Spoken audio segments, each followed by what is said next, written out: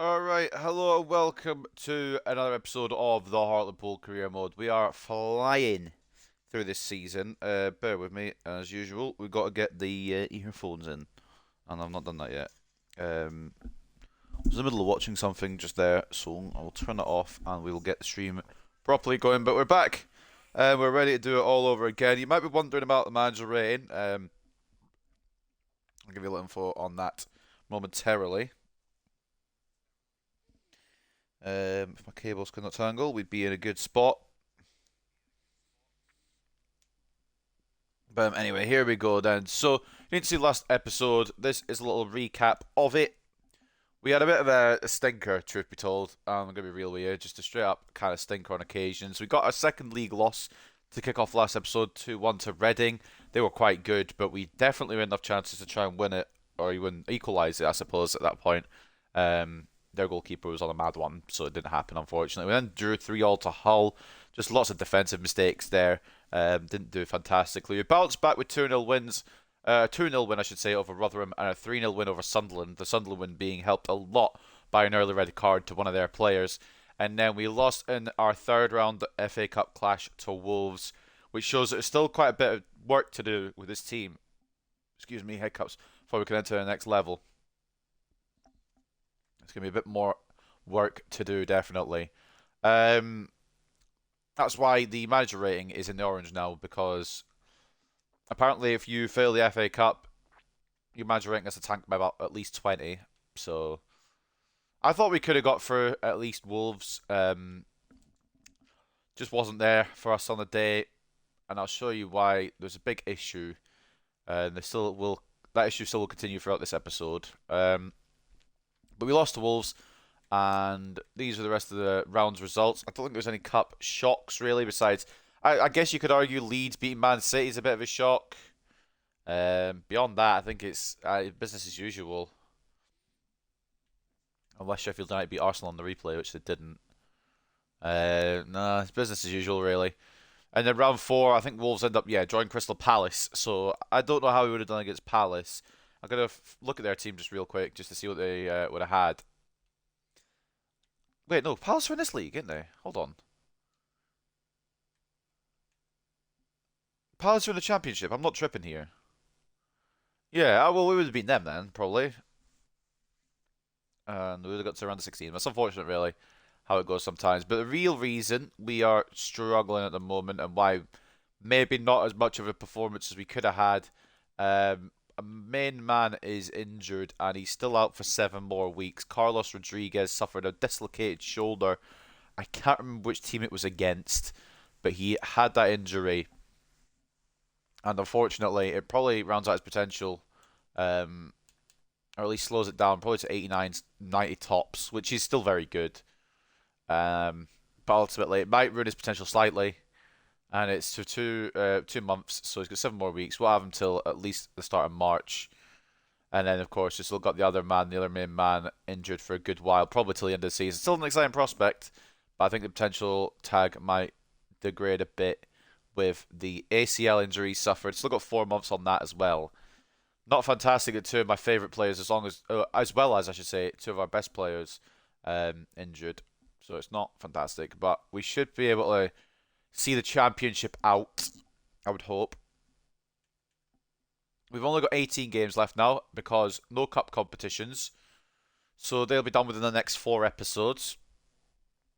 I was thinking of doing 3 episodes of 6 games. But what I'm going to do is 4 episodes of the... Well, obviously this episode will be 5 games. Next episode will be 5 games. The episode after will be 5 games. And then we'll just have the final 3 games plus the roundup of season 6. So I think that makes sense. I think that's fair. I think that's a smart schedule to go by. So that's what we're going to do.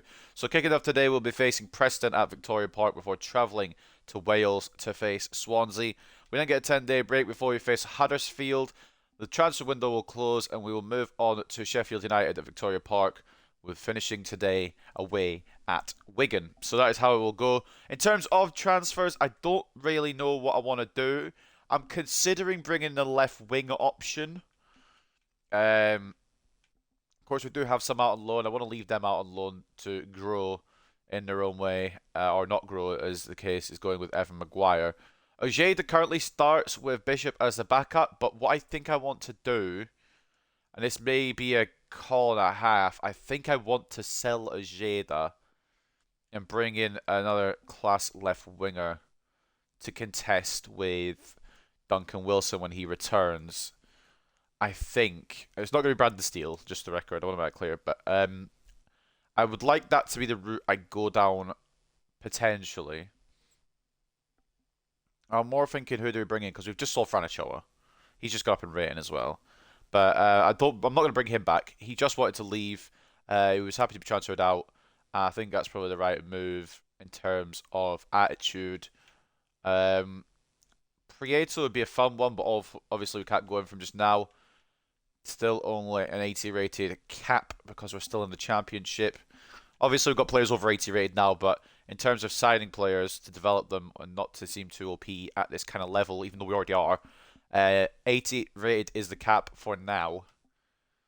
Now, I'm thinking on this left winger idea, and I'm not sure where to go with it. I think Neymar will be retired, right? He's not. I was considering maybe getting his regen. He's not retired yet. He won't be retiring yet. Thinking of any wonder kids, I guess, off the left. But I'm trying to. I can't believe out of all the situations we've got a winger issue. You wouldn't have thought that day one of this career mode. We have way too many wingers usually. About to 24 because we're quite deep into career mode now. Just see if there's anyone special really. Leonardo Pinto on the free agents, probably for a good reason. He doesn't look fantastic fully. It doesn't look awful, I suppose, but it's not incredible, I guess. Danny Ceballos for Sassuolo. I don't know who he's a regen of, but obviously the ring does not lend itself to us signing him. Garnacho, of course, he's very good. We know that from that game we just played. Franichoa, very good as well. Nicolas Palacios still at 73. It's the right move, moving him on. Remember, he was one of our earlier wingers that backed up Ochoa in the earlier parts of the series. Anything from England? Albie Holmes. He never really lived up to his potential, which sucks. Would like to see him come through. If worse comes to worse, push comes to shove, I'll call Hansen back or something, but I would like to get another prospect in maybe. Really. But I don't really. I'm trying to think off the top of my head. Left winger prospects by season 6. So I think who would be good enough to come in for the side, and I don't. My mind doesn't really go to anyone besides Neymar, but he's not retired. So we'll go for the top 9 nations first and foremost, and we'll do a bit more research into it as the season progresses. Roberto Martinelli, he looks like a man who is ready and willing to slot into a team. Valerio Rizzo as well. I don't know how long these scout reports will take. 18 days. Have we got the time for this? Are we going to have enough time to do this? We are on the 15th. We'll get most of the information. It'll be fine. So a couple of options there. We'll just go, like I said, go for the top 9 nations for now. And if we want the next season, we can deep dive into it, go a bit further and a bit more research into left winger. But I'm hoping, and this is more out of hope than expectation at the moment because I don't know what the game is going to do, but I'm really hoping that the potential of Duncan Wilson does not tank because, my God, that is a talent we've got there. And I don't want to lose him as the number 1 winger. But if push comes to shove, we do have to replace him. He's going to be a big miss if we do have to replace him. But it's going to have to be something that's done. Now, what other nations have big left wingers that might have retired at this point? Because I'm fresh out of ideas. Not really sure, left wingers. Right, maybe I'll do this the easy way, or not an easy way, but an easier way. Just put it to any, and then we'll change the leagues instead and see what we got on offer. It's a bit of scouting to open this episode. I apologise if you want me to go straight into the gameplay, but we need to have a look at this, see if there's anything that's going under the radar that's getting missed out here. any talents. I'm thinking Rizzo or the other guy I scouted, which I will have to remember the name of in a minute, might be good options, but they're not concrete options. And again, they might not even be good enough to start, which is fine because it means they can come in and do a job as a backup, as a squad player. I wish I didn't have to bring Bishop back, but I think it's a way to go, unfortunately, for now. And he will get game time. He's an exciting prospect, so I'm happy to give him the game time. Angel Alarcon, I can't read. He's a real player. I think we've exhausted possible opportunities for now. What we may need to do is just sign one at least end of the season, even if it doesn't work out long term, and then make that move next season once the region pool has refreshed, because I think that might be the only way we go about it right now, because we do have some good potential players on the list here. We've got 2 scouted or going to be scouted with Valerio Rizzo, who quite fast, good agility, good balance, vision could be improved. I'm not liking look of him especially, but with pace and maybe ability to cut in. What foot is he? Left-footed, low work rates. He's got low work rates as well. It might be a case of having to take a hit just till the end of the season. I'd like it if Ojeda and Bishop could step up, but I can't rely on that, because if we let this lead slip in the championship, it could be an issue. Anyone in the youth academy that looks ready to go as an option? I don't think so. But I will VAR it real quick. I'm happy to take any suggestions. We've got Jake Pearson, but he's not there yet. And he'd probably gone the right anyway and inverting. So I think we are probably stuck for a little bit. We do have a scout out. And I'm wondering if we send this other scout just on a little excursion, just for 3 months, to see if we can get any wingers from anywhere. It'd be fun to get a Swedish winger. Is there a way you can just search winger? There we go, winger. I can't believe winger is a fucking situation I have to worry about, to be honest. I thought we had plenty of depth there, but Ajay hasn't really given me anything yet. And Bishop is creative, but again, he's not given me much. The thing is, and I know I'm probably asking for a lot here, I don't think anyone's going to be on the level of Duncan Wilson at all. I'm not expecting that. I'm just hoping someone can at least do half of what he does. And at the moment, we don't have that yet. But anyway, that's the transfer stuff. We've got a couple of options ready to go, potentially. If there's any countries I've missed, any country I should scout 6 seasons in, then leave a message in the chat if you are here. Obviously, if you're not here, you can't. If you're watching a YouTube video, then it's probably too late, and I apologise. But I think what we're going to need is rather a stopgap winger, someone who could just fix the problems till the end of the season, rather than a long-term replacement. And the thing is, what I haven't done, and it's what could be a good idea, and I've pressed the wrong button for the 900th time, is what we could be doing is we could be looking for right wingers that we can convert. Because they'll probably be right-footed. We can have them converted coming off the left. And I didn't think about that till just now. But Joshua Pelletier, pretty decent. He resides currently at Leeds United. My condolences. But we just have a little scout around for those. Right wingers as well. I should have maybe just put all wingers on, to be honest. Would have saved time. But someone who can cut in. Prieto is someone I would love. The Lionel Messi region, it very much looks like. But I think we're going to have to hold off on him, at least for a little while. I'm not going to get him first season of Prem either, because I feel like that's just a bit of a jump, really. But we are thinking at lad here. Ben Doak at Barcelona. That's an interesting one. But seriously, I think probably got good enough options. Did I do Ligue 1? I don't know if I did, but there's nothing there really. what we need to do is, how do I change it so there's no league? I guess I'll just have to scroll back to the start. We're going to go through the top 9 again, just in case any have slipped through the cracks. And I'm sorry that this is a bit more admin-y at the start of an episode than it usually would be, but we do need a left wing fixer. Barrios looks alright. We've had a look at him apparently before. Fabrizio Contreras. I don't really fancy our Contreras on the side. I would get too confused. Prieto, obviously, just bloody too good for us. Messy region. Sergio Torres, probably not quite what we're looking for. I'm going to be honest. I think I have more faith in Pelletier than Rizzo or Martinelli. But Carlos dos Santos is a pretty fast boy. If it's all based on pace, he'd be in already. Guilherme Ribeiro as well.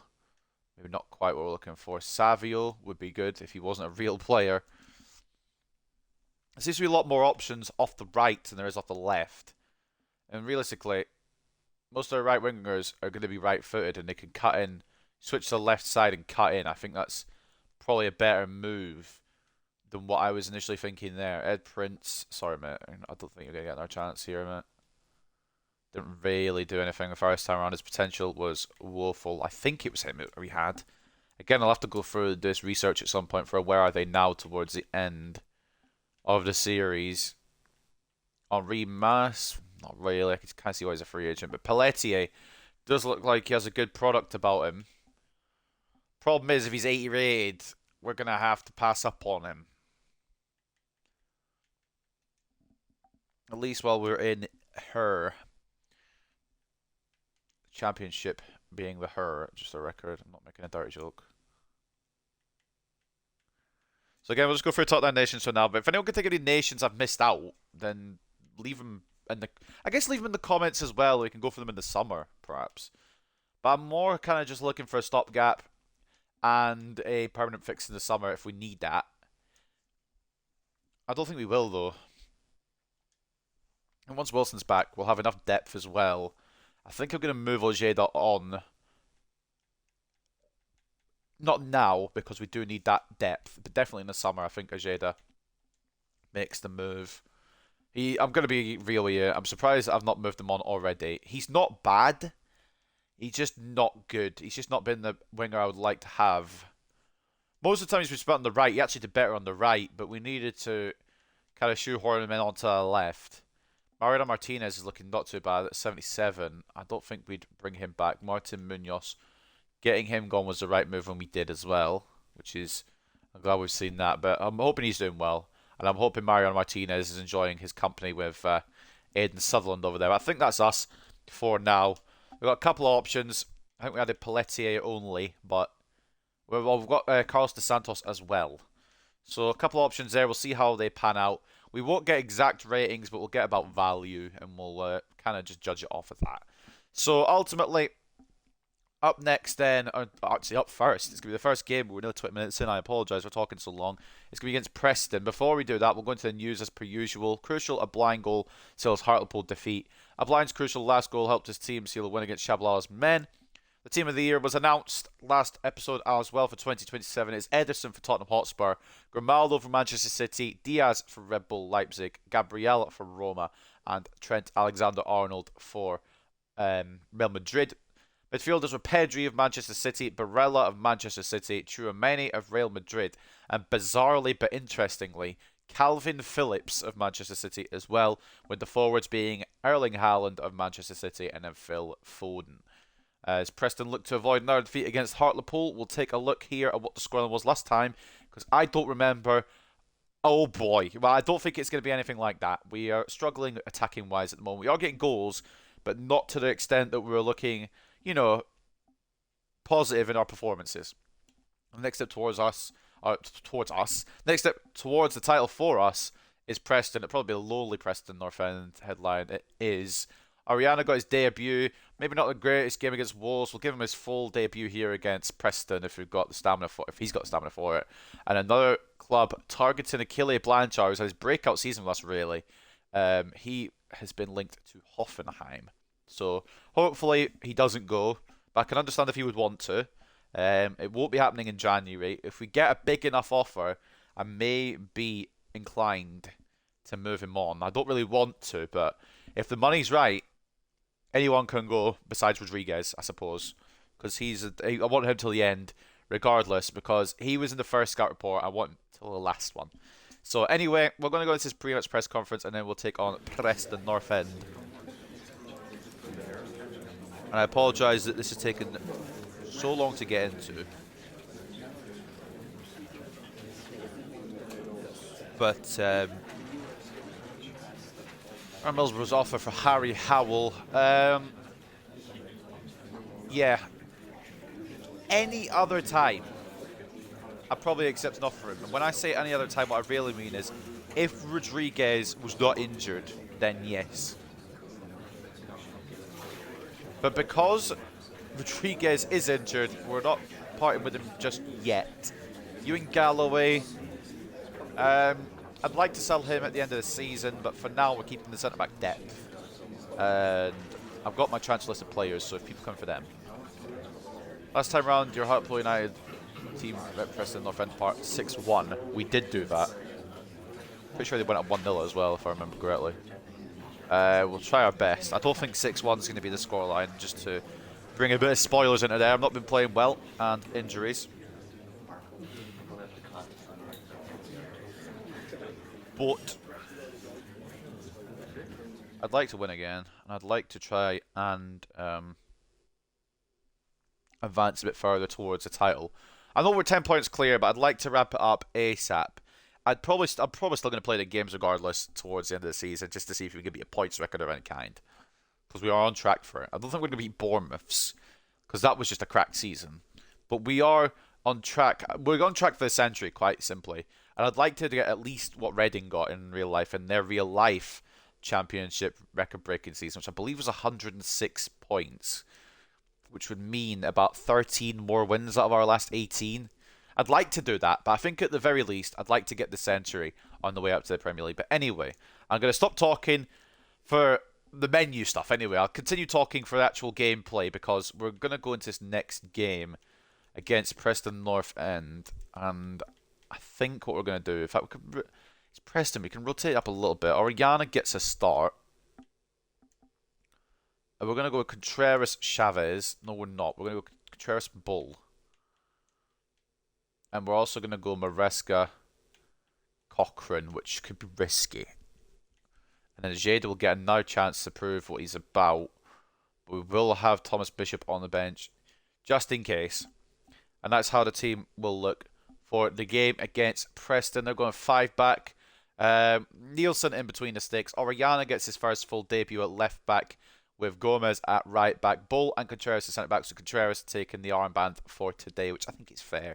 It would have been between him and Cochrane, and I think Contreras deserves it. Maresca, centre defensive mid / centre mid. Cochrane centre mid / cam. Jada off the left. Hopefully we can get something out of him today. I'd like to see if we can. I'm not going to go for the darting runs that Duncan Wilson does every time, because sometimes wingers don't always play like that. It's just I've been used to doing that for left now. It's kind of ingrained in my brain, but we'll try and work out something different with Jada to get him involved in the play. Roberts off the right. We know what he's capable of. He's way too good for this league, and I'm surprised he hasn't gone yet, to be honest. But Achille Blanchard and Luca Carpenter will lead the line, and we will put all the goal news on, which it should already be on, because we've been doing that recently, and it is. So without any further ado, ladies and gentlemen, the first game of today at Victoria Park, it's Hartlepool United versus Preston North End. Usually we get into this in about 10 minutes, but it's transfer time, and we've got a bit of a winger crisis, so I was just doing a bit of scouting, which I was going to do off screen, but I didn't. Not because I've just been busy, I just didn't do it.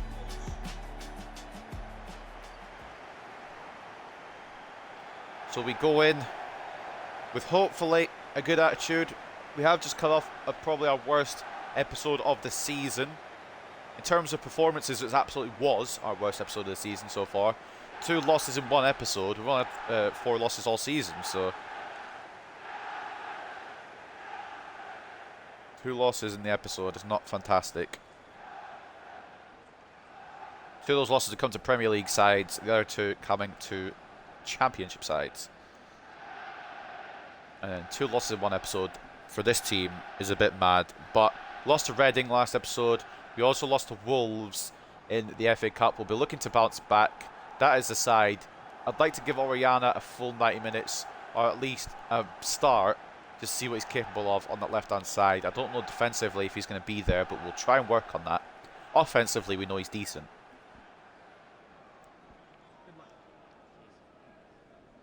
We know whoever's sitting in that left-back role likes to make that counter run.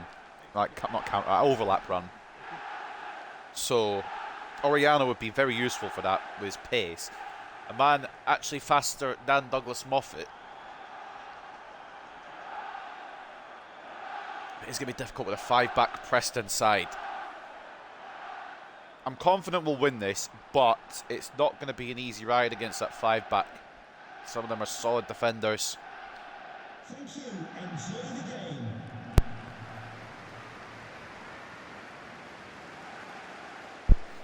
I guess we'll have to see how it goes. There's 2 chances here.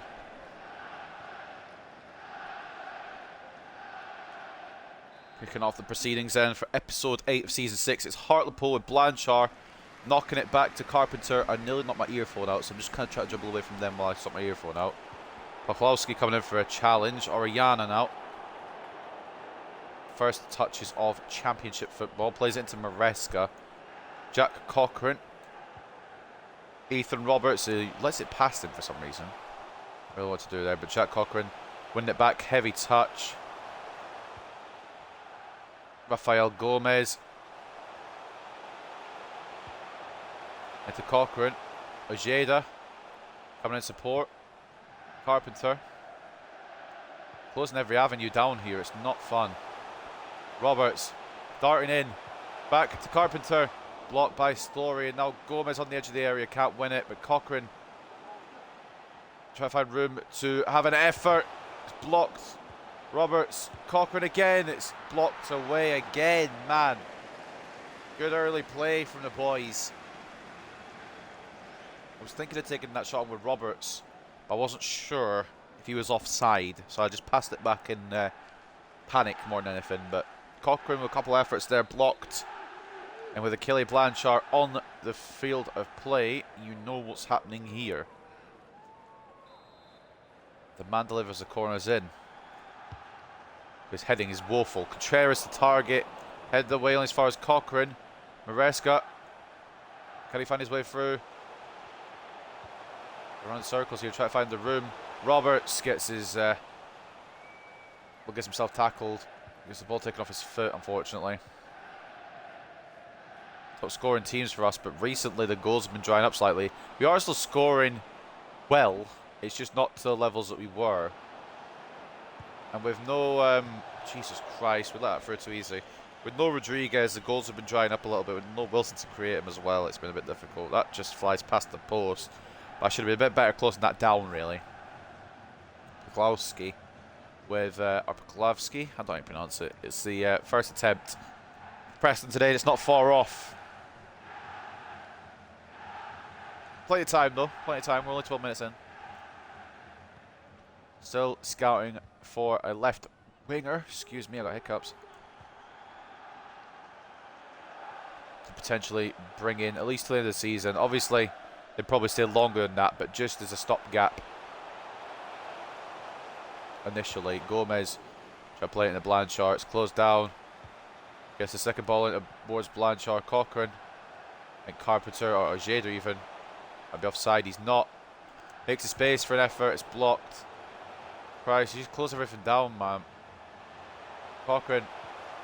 Ojeda gets the space, but there's nothing on that shot to even try and beat the goalkeeper. Not a single bit of power was generated there. Not really sure what his shot power is, but lending to that probably isn't much. Contreras closes it down initially, but we don't win the ball first time. You have to remember that around here. Maresca does well. Plays it back to Nielsen, who can play it out to the right. It was good by Maresca. Was getting pressed there. Did really well to deal with that. Roberts. It's caught by Diaby, and as Cochrane tries to win the ball back, it goes past him. Not sure about this Maresca at DM, but I'm happy to give her a try. It also gives Diop a bit of a rest. My God, does he deserve? He's a good defensive workhorse, that man, Malik Diop. Gomez closing down the option there. It's not. It is the target, but not the way I want to do the pass, because why would I want to pass it into the Preston player? We wouldn't have thrown out of it. I'll start every episode in like a kind of professional or just relaxed way, and then by game 5 I want to rip my hair out and delete the game. So we'll see how it goes today. Even when we're in a winning run of form. Good tackle by Ojeda to win it back. Oriana, heavy second touch unfortunately from the new signing. Maresca trying to cover bases here. Ball tempted to go for a Billy Bull with interception there. Fernando Maresca playing it out a bit to Ojeda. Inside to Blanchard. Carpenter. We get it back to Blanchard for an effort. It's blocked by Story. Again, this kid's story. There's a story I have to tell you about him, that he gets in the way of everything. Shot accuracy might be 0 because it's just everything's been blocked by the Preston defence. It's been a mental case of defending by Preston. They've been doing really well to keep us at bay. Not going to concede 6 today, I'll tell you that much. Blanchard knocks it long. It's a heavy one for Carpenter to try and get. Mainly because he wasn't the target. Oriana try to win it back. Unable to. I'm going to try and retreat. A heavy touch, and Billy Bull won't take a second hesitation to win that ball back for us into Blanchard. Carpenter. Roberts. Back to Cochrane. Maybe should have just shot with Roberts, but it did look like a weird angle. Carpenter nicks the ball back. Ojeda hasn't been bad today. Carpenter. Roberts might be off. He is off. It's been a bit of a grind to get through their defence early on. I'm maybe on occasion I'm probably doing one pass too many, but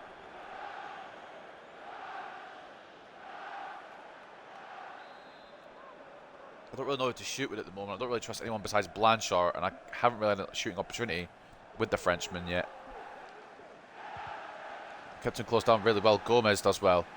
Roberts back out to Rafael Gomez. Back stick is Ojeda. Can't get it across to him. Slater gets in the way. I should have done it a touch earlier. I think Slater may have still got in the way. It has been all Hartlepool besides that chance you just saw on your screen there from Poslovsky. The rest of it has been Hartlepool United through and through. And it's just a matter of when, I think, rather than if we're going to break through this Preston North End defence, because it's been a struggle, but I reckon we can do it. Blanchard, ball in towards Contreras. It might work here, off the line.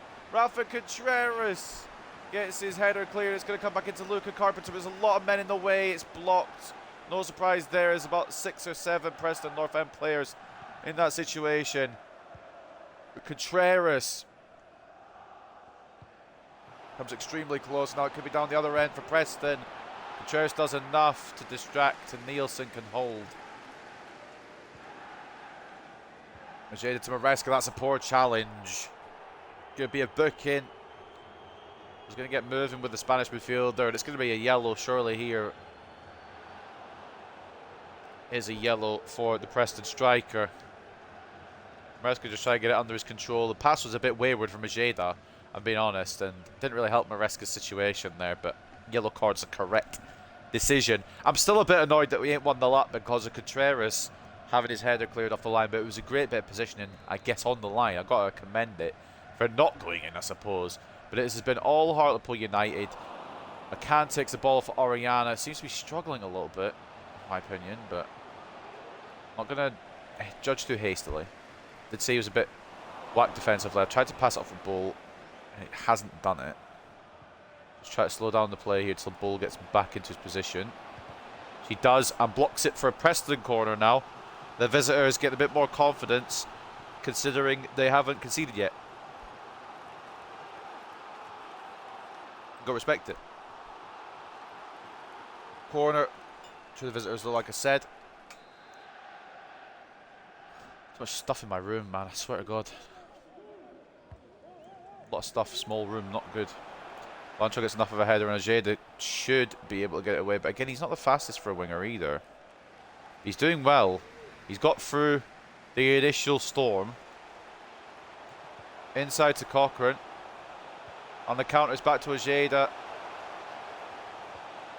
Gets caught. I think he was trying to pull the trigger. fact, I can tell you he was trying to pull the trigger because I pressed B but got tackled as I was doing it. Oh, messed up here with Gomez.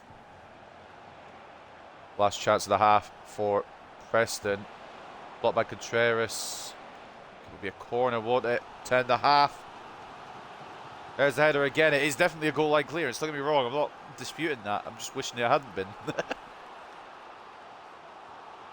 Slater on the goal line with a header to send Contreras' effort clear, which is a shame. Ball in. We away for the half. And it's been a very good performance, but it's been the same story of we don't really have a goal scorer. It's been a brilliant defensive performance from Preston, but we just can't find the back of the net right now, and I'm not sure why. I'm not sure what the situation is. I think it might be because Carlos Rodriguez is out. I can't just rely on one person for goals. We've got Kylian Blanchard, who's actually scored more than the captain this season, and he's not been firing. Not really had a chance though today. Can't pick out on number 10, which is annoying because that just shows how good Preston have been defensively. 1-0 to Bristol City at QPR's game there at Loftus Road. 0-0 between Burnley and Nottingham Forest. 1-0 to Blackpool over Reading. 0-0 between Wigan Athletic and Barnsley. 0-0 between Portsmouth and Peterborough. Norwich lead 1-0 over Rotherham. Sunderland lead 1-0 over Hull. It's a goalless draw at the moment between Crystal Palace and Huddersfield. 1-1 between Swansea and Sheffield United. And then West Brom drawing 0-0 with Blackburn. Did I read the Nottingham Forest game out? I did, yeah, 0-0. Okay. Thought I had done, but I just had to remind myself. So taking a look at the stats then, 64 to 36 in terms of possession, 9 shots to 2, 1.3 expected goals to 0.5, but you can see how much we've been trying. The shot accuracy is 11%, which is a record low, but 8 of them have been blocked. It's not like we're not trying, they've just been very, very good defensively, and it's irritating. I'm not really going to get hung up on my shot accuracy because I know that they've all been towards the goal. None have been wildly past the post, wildly off target. It's just being able to break through. It's not been a thing. And I honestly think that if we don't do it soon, they will. Oriana. Looking to move forward a little bit here. Probably played himself too far. He's back to Maresca. Blanchard drops deep, which is an interesting manoeuvre. Maresca. Cochrane. Trying to find holes in his defence is impossible. Oh, it might be possible now. Oh, Carpenter, a good bit of work there to get round. There was a bit of room there. A smidgen of room for Luca Carpenter to get through and find the back of the net with that effort. It was patience and persistence. It's finally paid off. Maresca lays it off. Carpenter still has to do a bit of work to make the space for himself, but he aims it into the bottom left and it's out of reach of the goalkeeper, just about. It does find the back of the net, and he has been, I don't know, I would probably maybe even put him on the same level as Wilson in terms of breaking out, but he definitely has given us a lead here. It's his 9th goal of the season. Luca Carpenter is definitely a name to watch for the remainder of this career mode. I knew he was going to be decent. He's on plenty of loan spells. And I knew he was going to be something. I just didn't know he was going to be this something. I didn't know he was going to be potential to be special. Like Tillman to Brighton. I think we're going to be cooking now, boys. I think the floodgates have opened. Carpenter's not been closed down again. Messed up though there. Ojeda. Good save. I should have just shot with Carpenter. It probably would end up in the back of the net. I try to do too much and it's not necessary, I think. Contreras forces his way into a tackle there. Cochrane. Ojeda, he's been solid today. Ball through to Carpenter. That's a beautiful ball through. It's just unfortunate that it doesn't find the back of the net. But Ojeda's pass there, that disguised ball, was meant for Blanchard. But Blanchard, I think, knew that Carpenter was also running onto it. Left it for his strike partner, and it's just past the post. Change for Preston as Mweni comes on for Anoma. Preston need to find an equaliser now, and they've not really shown too many signs of being able to score. Not that we've done much defensively. We've just done very well attacking wise. Oriana back to Maresca, in to Cochrane. Was not meant for Blanchard. But it went to him and he was onside. I should have just tried to take it on with him. Presumed he was off. He looked very much off. Ball into the path of Puchalski. It could be, I say it could have been Preston's opening there, but Oriana now, he's going to storm down the side here. Doing very well as well. Mario Oriana could go all the way here. He's going to knock it back to Achille Blanchard. It's a great block again, man. Fuck off. What a bit of defending. But Mario Oriana just showing a little bit of what he can do there. Contreras closes it down again. He's been a force today. Rafa Contreras, he's been a very good player today. Cochrane, Carpenter, Blanchard. Beautiful. And I told you, once we got cooking, there's not much stopping us.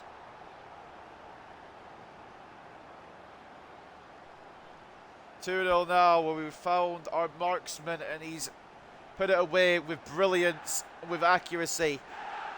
Out of reach of the goalkeeper, a neat little finish into the bottom right, and I think it may be time to start making some changes. We've done Swansea in a few days, and I'm happy to start bringing a couple of players on to keep some of the players that will be starting next time fit for that game. We'll be doing that right now. Blanchard will not be one of them. It's going to be Luca Carpenter that makes way for Harry Howell. We're also going to bring on Jackson Barlow. I like what I've seen from Ojeda today, so he gets to stay on. We're going to bring off Maresca for Diop. And I like what I've seen from Oriana. Been a bit risky in terms of defence, but in terms of offence, that was a fun little run he made. I'm going to give him his full 90. I'm going to give him his due here, see what he can do. Team remains the same otherwise. Some changes though. I think it's 3 changes that I'm making. The usual 3. Not the usual 3 as in people. Usually I'll make a burst of 3 changes at once. We're feeling good now. We're feeling good.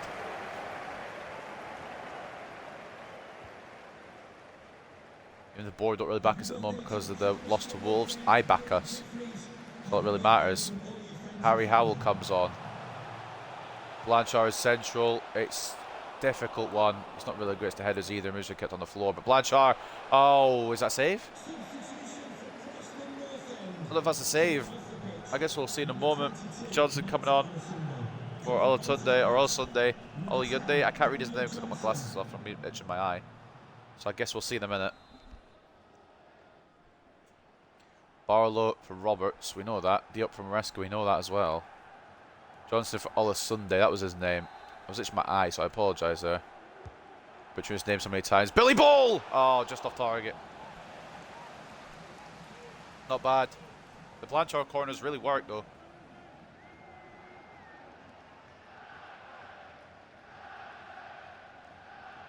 More often than not, they'll find a Hartlepool man. Having Blanchard not in there really helps due to his lack of heading ability.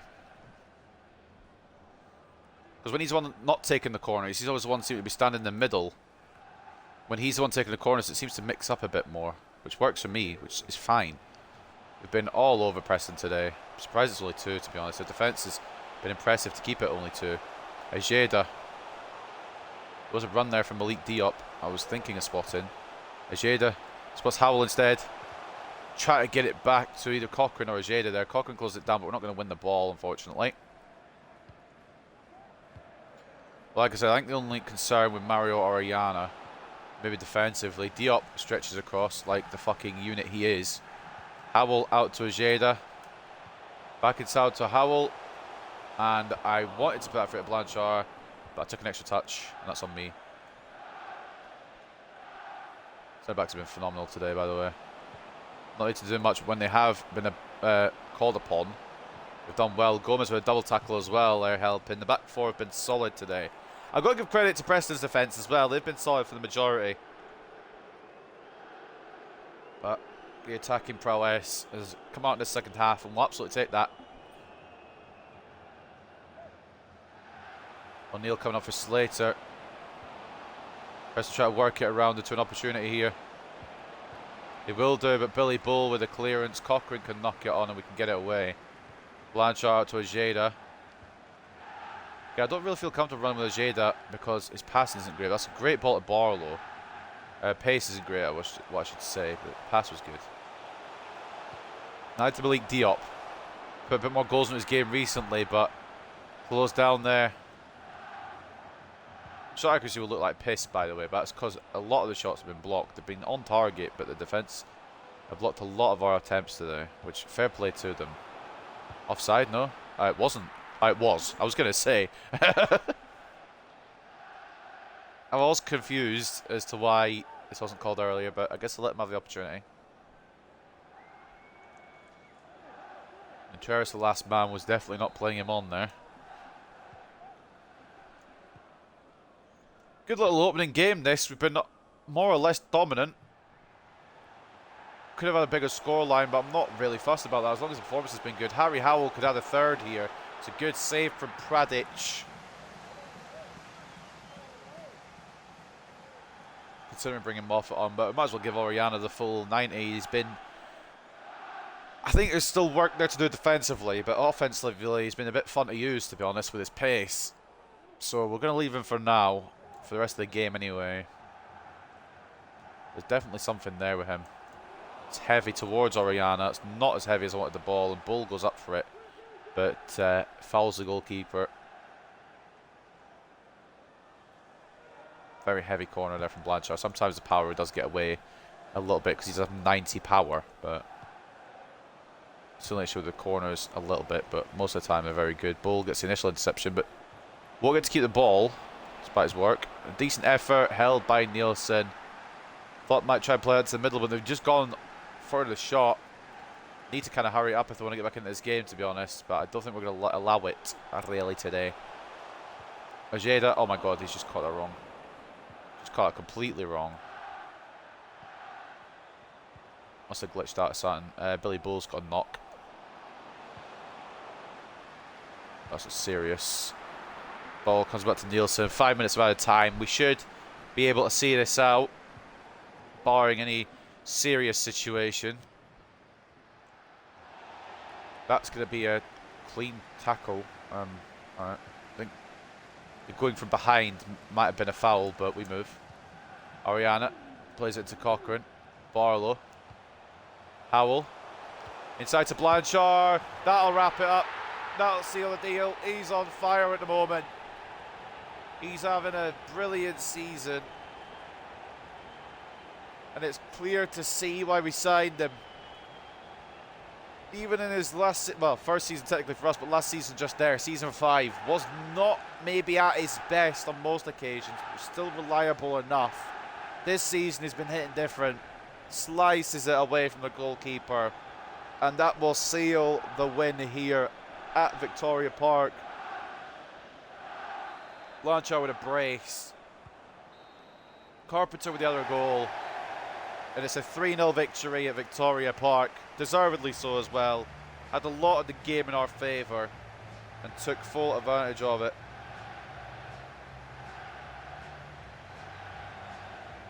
Fantastico, boys. Fantastico.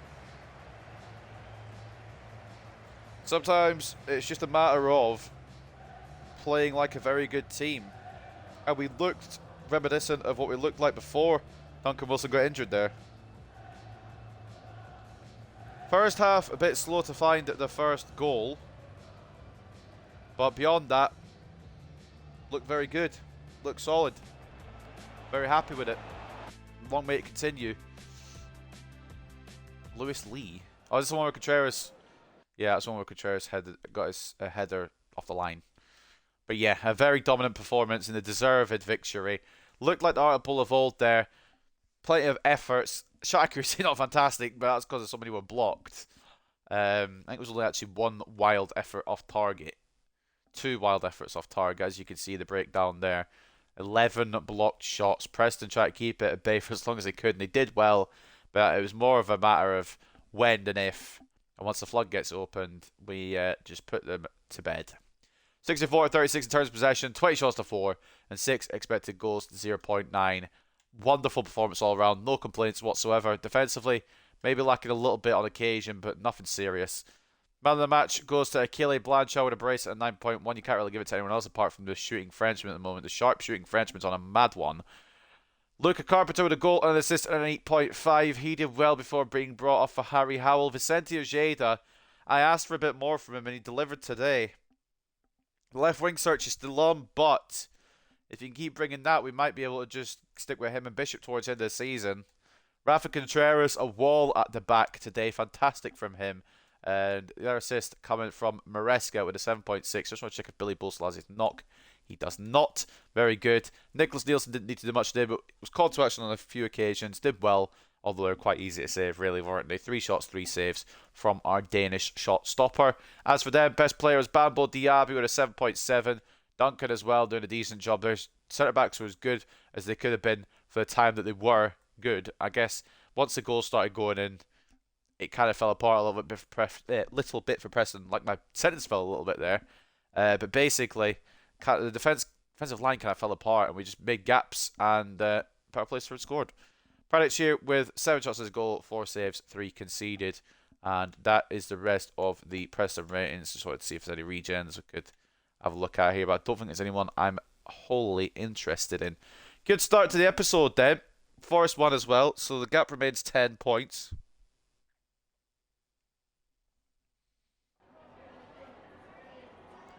"3-0. Lovely jubbly. Good opener." Headlines off the table ball about Blanchard's stunning performance and his 2 goals which sealed your victory. What are your thoughts about your star man?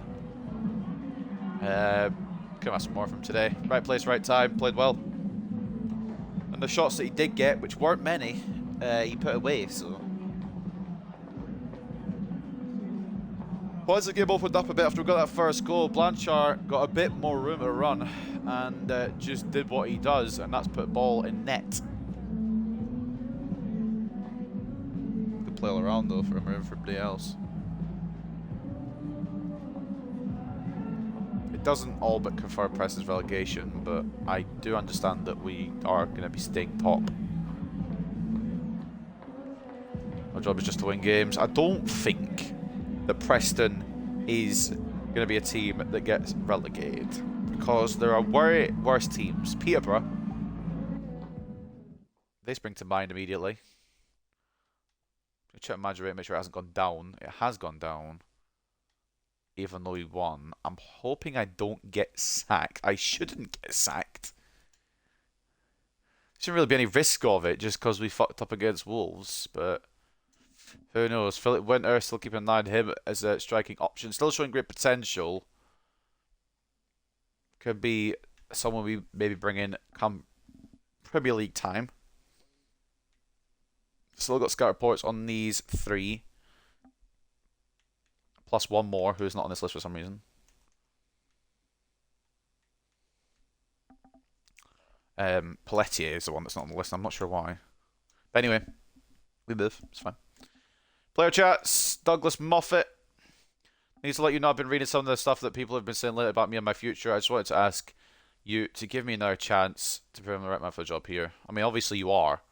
Ollie McGregor, I did leave him out, didn't I? I forgot about that, mate. Keep working on your game, mate. I apologise. I really should have put him in the game there, but we'll give him... You know what? To apologise, we'll give him the game against Swansea, I think. Who is this? I'm lost at this point, because I don't know who half of them are, because I've never seen them on the pitch. I don't remember what offers I've accepted. I think I accepted a loan recently, as I opened the episode today. That was Ezra Lucas, and this isn't Ezra Lucas. Alright, Ellis Skinner going to Bastia on a permanent. A man that I might have used if we didn't already have good goalkeepers. And too many goalkeepers to add to the bunch as well. Lucas loan agreement from Pisa will go through, hopefully. And I only just sent him to Poland, but apparently he's done. Maybe we'll go for a bigger country, Portugal. Try and find a good winger. Of course, Moffat will get another chance at the job. He's not going to be replaced. Just giving Oriana 1 start, lads. Relax. Right, the table looks like this now. Still 10 points clear. I don't think there's going to be any issue in terms of securing promotion to the Premier League. This season is just about seeing how good this team really is at this level. And it is, as you can tell, a lot better than the rest of the league. Which you'd expect, even with some of the players being injured, some of our main men. Howell's got up to 72, by the way. Just keep an eye on that. Hold on a minute. But some of our main men missing. We've got no no Wilson and no Rodriguez. They're two of the main components, and we're still coasting in the league more or less. We've had a couple of knockbacks, but nothing anything serious. Like nowhere anything, nothing serious to concern me. I can't really speak, bruv. Right. I was now at 72, and it's gonna be another 77 weeks late at 73. He's still a good little player to have, but I think we have to move him on next year. I was going to move him on this year, and I'm kind of glad I didn't, Loki. 6 strikers. Obviously, it'll be Rodriguez Blanchard first and foremost. Is Rodriguez 23 now? Man's old. But yeah, Rodriguez and Blanchard first and foremost, with Carpenter stepping in behind. This guy has got a beautiful potential. Sprint speed's there, but the reason I've got him on this drill is to work on his shooting a bit. And then we'll maybe switch it across to something else. I have to remember what height is he? 5'9", so he's not exactly massive. I wonder. I'm not going to do it. I'm having a nosy. What would he be like off the wing potentially? I'd still take a year. Maybe we'll just leave him at striker. Sungoli Shabalala is looking phenomenal, by the way.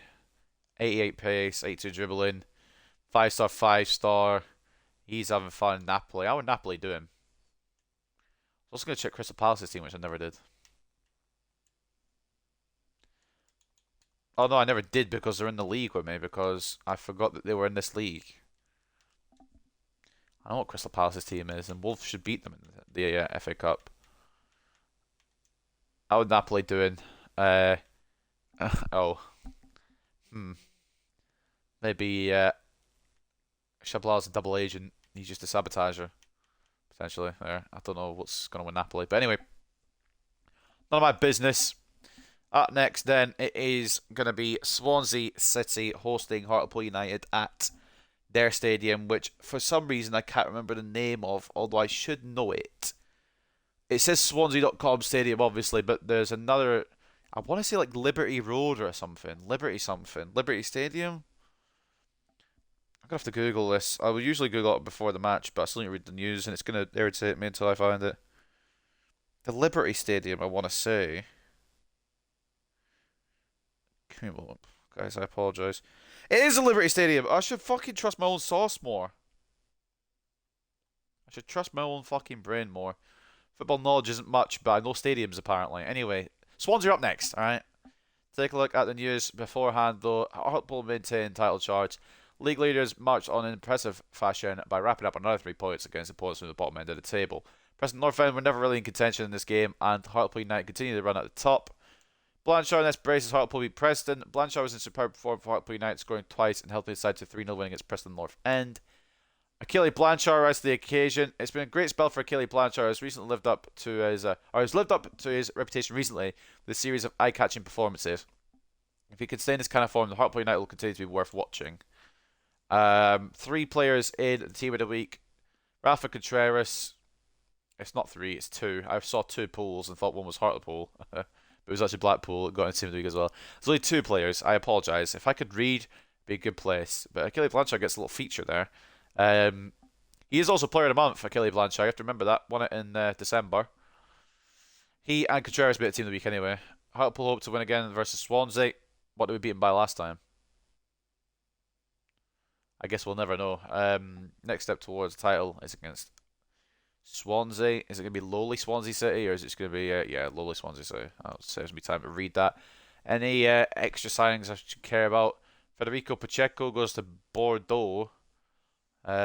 Josip Stanisic, I have heard that name before. He's made a move to Espanyol. Vittorio Marino has gone to Hellas Verona. Laura Meyer, I've heard of him. He's gone to Everton. Çalhanoğlu could end up at Lyon, and then Romero could end up at Liverpool. Just having a little look around the transfer news there before we head into game 2 of today's episode against Swansea. Now we're 5 back. We're going to have to freshen it up a little bit. I don't know how Diop is tired. Oh, he's not tired. It's just a visual glitch, apparently. Ajeda is, which means on comes Tomas Bishop. We'll start Barlow. Fuck it, we'll start Barlow. We'll start Duncan as well. He's getting a little bit upset, Spaghetti. He might come to bite us that, but... Paul starts alongside Chavez. Fuck it, we'll go with that. Back 4. like that. I said I'd give McGregor a game. Sorry, Hassan, non personal, bruv. But McGregor was crying, so he gets the game. Bishop, Blanchard, Howell, Barlow. And we're going to go with Carpenter start again. And that's how we look against Swansea. This time Cochrane. Oh, no, Moffat's on the pitch. Moffat gets the captain. Duncan in goal then. Moffat, captain and left back. McGregor right back. Chavez and Bold the centre backs. Diop centre as a mid / centre mid. Cochrane centre mid / cam. Bishop off the left. Barlow off the right with Blanchard and Carpenter up top again. I'm just making sure to see if Fernando Maresca is on the bench. He is. Everyone else is where they should be, I think, for this game. Galloway's kind of been frozen out a little bit, but at the same time, he's not been good enough for a little while now, so we'll maybe bring him in again at some point, but not just yet. So like I said, that's the team against Swansea. They're playing the 5 back. Goal news is as it should be with just everything on. I don't really care at this point. We're 10 points clear. So the second game of today, Swansea City versus Hartlepool at the Liberty Stadium. Let's get into it. Already an hour into this episode, man. A lot of transfer stuff.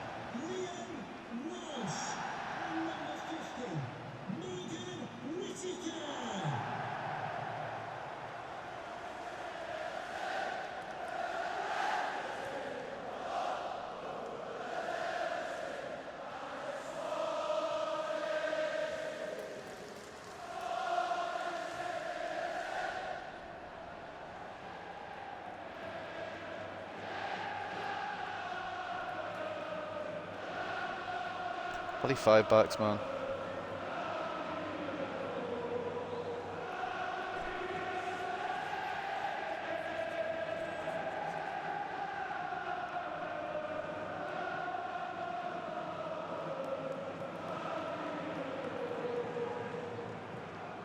These Swansea fans are in full voice for a team that are in the bottom half of the table, I tell you.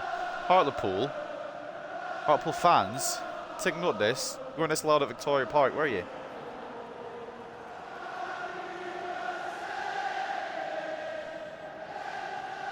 Oh, Dr. Pepper.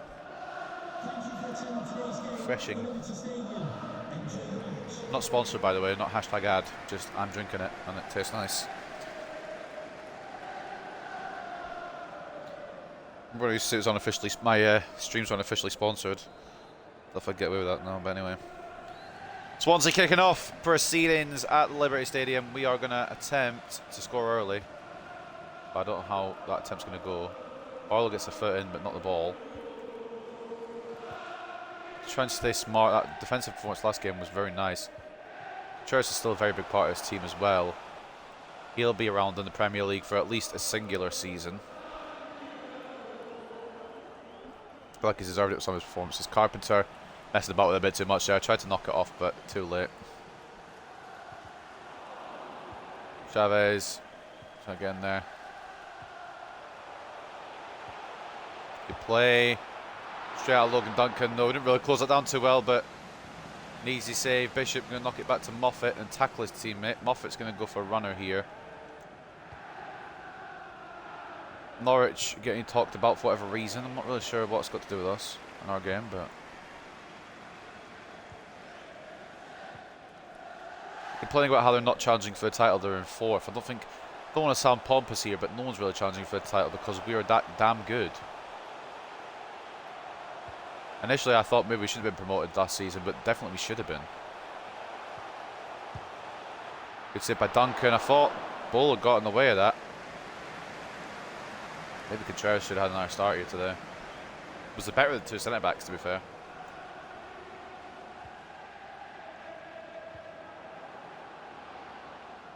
Crocker knocks it up in the air to Blanchard, who tries to find a route through. A lot of defenders. It's going to be a similar story to what it was with Preston. Try to break for his 5 back. Barlow is on, I think. Oh, Jackson Barlow. You alright, mate?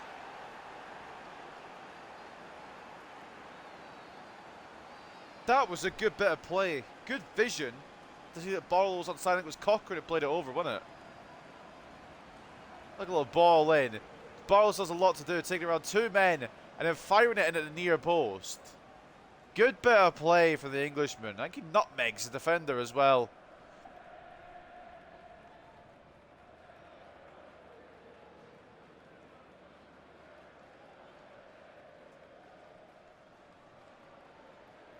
I don't know if I'd go quite as far to compare him to Duncan Wilson, but he seems like a similar kind of winger.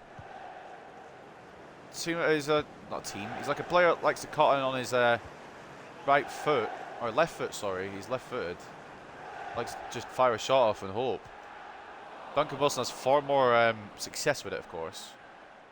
Not at the moment, because he's been injured for 7 months, and 3 months have only just passed, but in terms of, like, when they're both fully fit, Duncan Wilson is a master at it, but Barlow does have a wicked little fucking bit of ability there.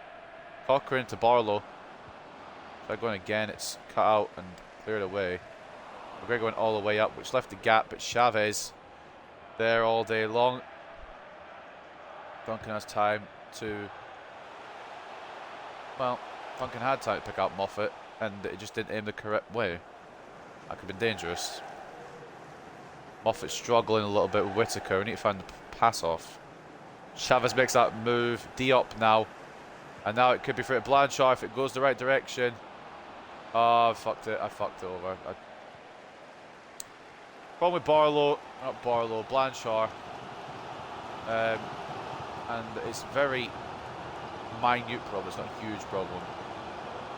He's got a little bit of a lack of pace compared to the other strikers. When you try to run through with Carpenter, when you try to run through Rodriguez, you think you're going to run through and probably make it. With Blanchard, sometimes you don't think you are. And his pace isn't bad, I don't think. I'm just going to VAR it. Sorry, Swansea, for interrupting your corner. He's at 86, but Carpenter's 90. Rodriguez is not going to be seen at the moment, but I think he's around 90-something as well. Just they've got that little bit of a yard of pace, I feel, compared to Blanchard. Blanchard definitely does have the shooting ability more than Carpenter, maybe even more than Rodriguez as well. The finishing ability is brilliant between both of them. So I'm not wholly worried about the Premier League. I think we've got enough attacking-wise. A bit more strengthening defensively, and I reckon we get top half next season, you know, lucky. European football, season 1, the Prem, might be a pipe dream. Moffat with a dangerous tackle, but not penalty-wise. Preston fans, or the Swansea fans, I should say, sorry, won.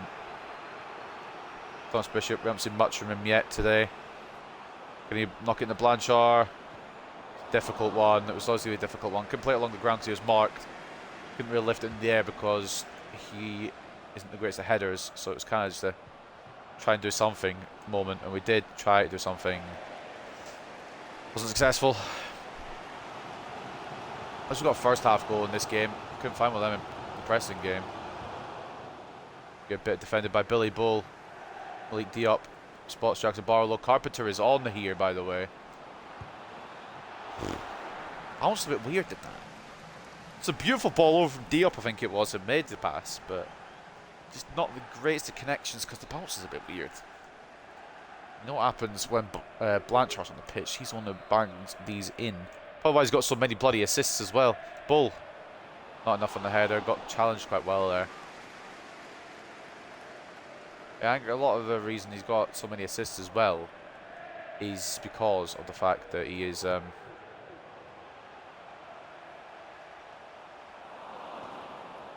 corner taker now. Just 'cause I don't want him in the middle for the headers. And he's got 90 power. The corner is just swinging well. More success than when the previous corner taker was taking him. I don't remember who it was. That's how bad they were. Pretty sure it's Roberts and Wilson that swung him in, but maybe even Choa when he was about still. Unfortunately departed now. I always like a Choa, but he wanted to leave, and I'm happy to let him for 60 million. There's a good bit of budget to use in January. I'm not going to use all of it, of course, but to bring in Oriana and to bring in potentially a winger, probably okay for the rest of the season. I think probably okay as it is, but just in case any more injuries on that left-hand side, we could be in a bit of a situation. We already had to bring back one player off the loan. We don't really want to bring back another one. Some moves by Swansea, but they're taking some weird long shots here, and that's not going to get them an equaliser. But the passing play's been good. Offensively, they've been sound as well. I reckon if they just played it a bit more instead of just taking these mad shots from range, it probably could be 1-1. Moffat closes it down. It's going to go to Swansea for a throw-in. But definitely been better at what Preston have been attacking-wise, whilst also being similar defensively.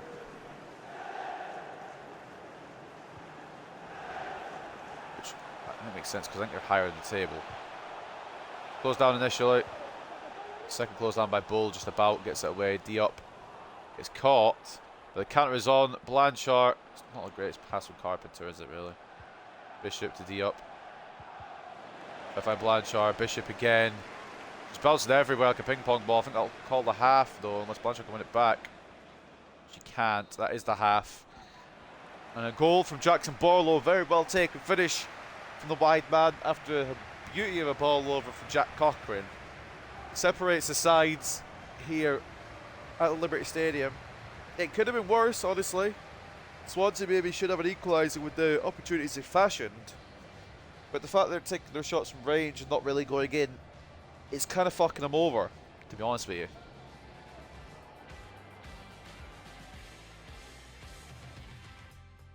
So taking a look around the grounds at the half-time interval, it's 1-0 to Crystal Palace over Bristol City, 1-0 to Blackburn over Rotherham, 1-1 between Sheffield United and Middlesbrough, Huddersfield drawing 1-1 with Portsmouth, Sunderland drawing 0-0 with Blackpool, Norwich drawing 0 with Burnley.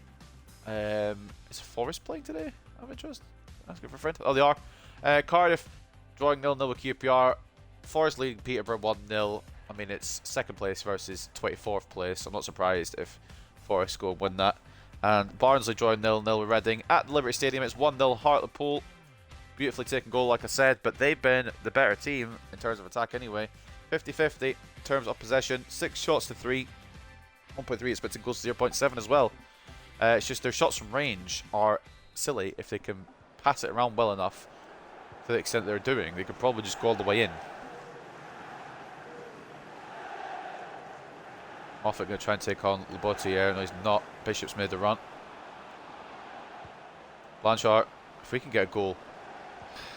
Unlucky pass in there. If we can get a goal straight off the half, I was going to say, that would be big. But we haven't done yet. So it's not really straight off the half. I guess we'll give it till 50 minutes. Stay straight off the half. Blanchard to Carpenter. Never mind. Great ball in by Achille Blanchard. A great finish by Luca Carpenter. This is why I'm not wholly worried that Rodriguez is gone. But I would like him back, obviously. ASAP. Beautiful ball in. Carpenter keeps his move on side. And it's side-footed well past the keeper. Tries to come for the ball. Gets caught to no man's land. Look at the finish. Carpenter's something fucking special, man. And if I do have to part ways with Blanchard, I've already got a ready-made replacement. And again, the only reason I would part ways with Blanchard is if it was a monster fee. I don't even want to part ways with Blanchard. I don't want to think about it. But if we did have to, it would have to be a humongous fee. I'm not close up done well at all. It's a great save from Logan Duncan. I've done awfully there defensively. He bailed out.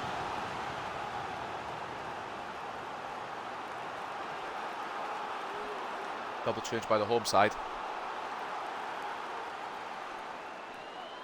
A corner as well for Swansea City. Lamperle for Fuster. One of the changes, the other one being Obafemi for Lombardi. I think that's an attacker for a defender. Which means they're probably not 5 back anymore. Good save again by Duncan. I couldn't get to Chavez in time. Duncan's been very good today. Firing himself back-to-back games. Someone who won't at the moment seems to be Billy Bull. Defensively fine. But when he has the ball at his feet, I don't know what he's doing. Like, it pisses me off a little bit, Loki. Kind of wish I had Galloway on the bench. It'd be a good little change to make. Go to McGregor. I'm not really. I'm doing silly with it. I'll say that and it'll just randomly into the wrong player and it'll just lead to their attack. Bishop I'll not see as much of as I did from Ojeda, but he hasn't put many feet wrong, to be honest. Carpenter is on. Barlow. Wanted to side foot that as well, but he's opted for the header instead. It's just not gone well because he's not very good at headering, really, quite frankly. Well, the size of it.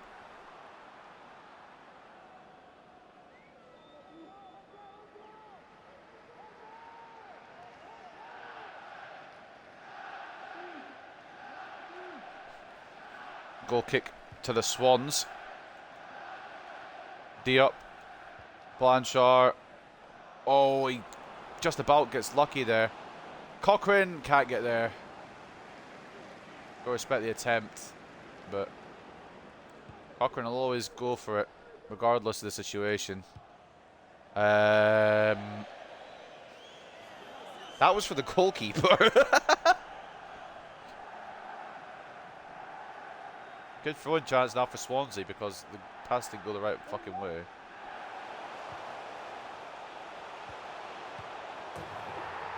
I hate this fucking game, man. I just want to play it back to the goalkeeper. And it's led now to a Swansea goal.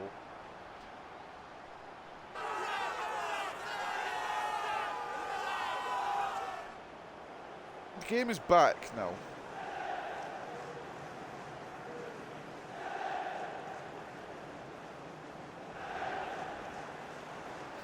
Back into things because I mean, Duncan could do better than near post, but Moffat, mate. I asked about Douglas Moffat, done it. Aimed it for the goalkeeper, but it's gone so far off target that it's ended up off the pitch. Gave them the throw and the motivation needed for a finish, which is irritating. Obviously got some ground to make up now, and speaking of ground to make up, he's on his way through. For whatever reason, Bishop didn't run with him, but I suppose he was on the wing of Thomas Bishop, so.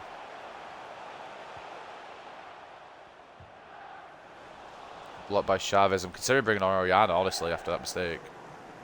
I'm not even joking.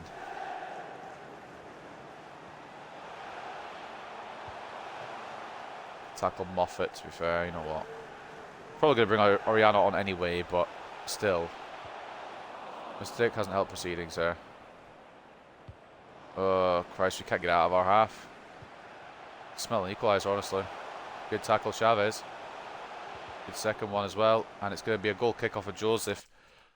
Oh, man. Yeah, I'm going to bring off Moffat. I didn't think I'd have to. Thought the captain will go towards. It's gone to Cochrane. I'm actually also going to bring on Contreras. Last change I'll make for now is bringing on Ethan Roberts as well for Bishop. Maybe. Do we want to try that? No, we don't. We don't want to try that. We'll keep that for now.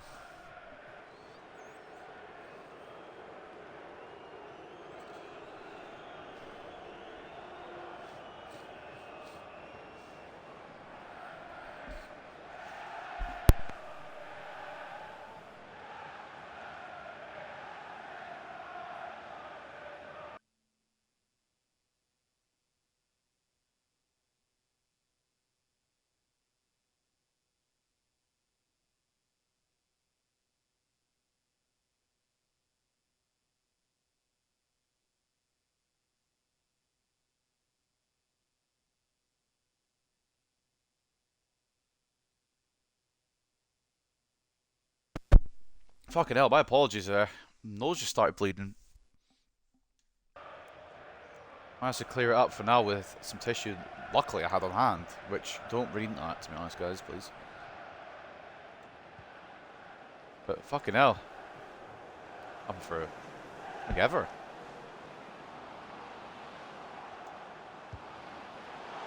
Maybe I should have laid it off the Carpenter and not been greedy.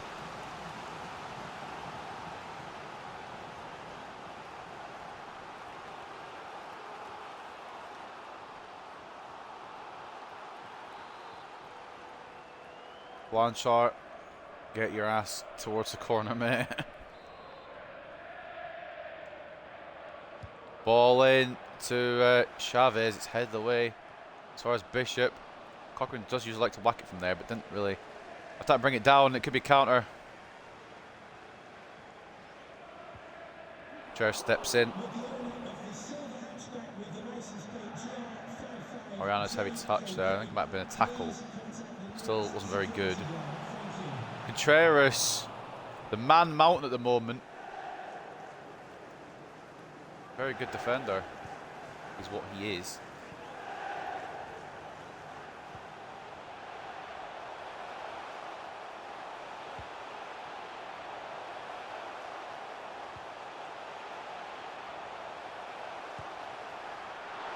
Interesting choice to shoot there when they had such a good attack being built up. Sometimes, I apologise for going quiet whenever I try to defend, by the way. I'm just trying to concentrate because I can't defend. Oh, fuck off, Bishop. You should have got there, man. Come on. Wasn't that heavy a pass, really.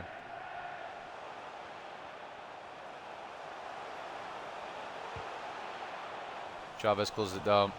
And now Barlow. Cochrane. Oh, you.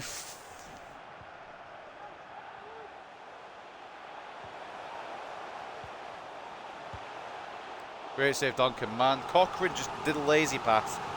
It nearly played us into trouble. Bring on Gomez for these last few minutes. I've not been convinced by McGregor today. But I've not been convinced by him for a while.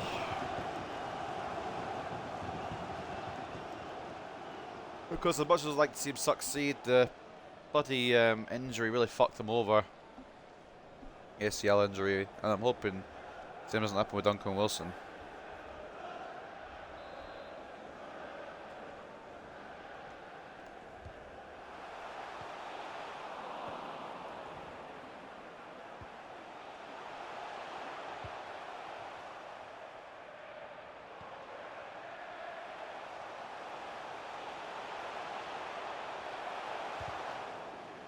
Oriana closes it down. We are hanging on, boys.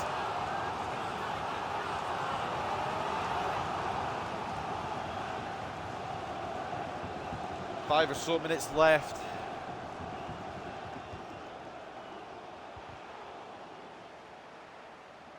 Chavez, just launch it away, fella. Oh, Christ. To a player in red and black, preferably. But I'm not fussy, I suppose.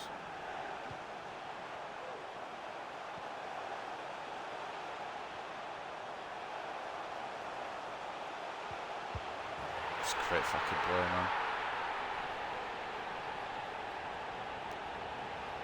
man. The game to bed like I know we can, and we paid for it.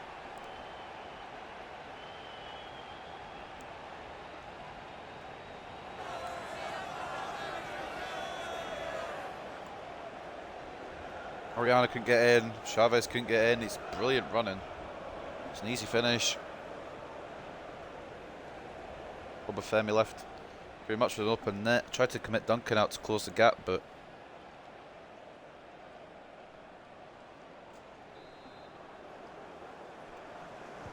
man, bit annoying, but what can you do ultimately?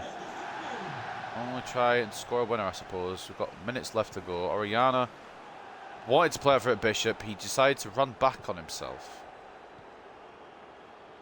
Christ, the Swansea went over upset. 6 minutes of added time at Liberty Stadium, to be fair. Very much happened for either team. Can I switch to my centre back? Thank you.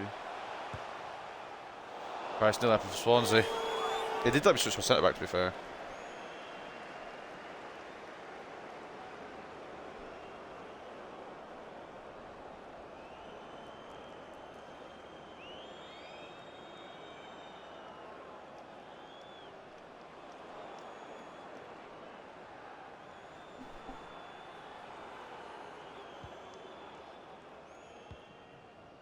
Right. We've done it before, boys. We could do it again. Winning goal, please. Carpenter, you're still onside. Fuck off then. Just don't fucking... What doesn't help as well, obviously he wasn't onside, but what doesn't help is it took half a year for me to, like, have this pass happen. Irritating. Well, probably don't want to say I'll take a point here, but Swansea have been very good. Probably better than us. Deserve at least a point. Especially when fucking Cochrane's pat. Right, Cochrane's dropped next game. With Diop Moresco. I might drop fucking Moffat, you know. Or not Moffat. Oh yeah, Moffat. 2-all. Dropped the 2-0 lead, boys. I'm not going to lie, I'm a bit pissed.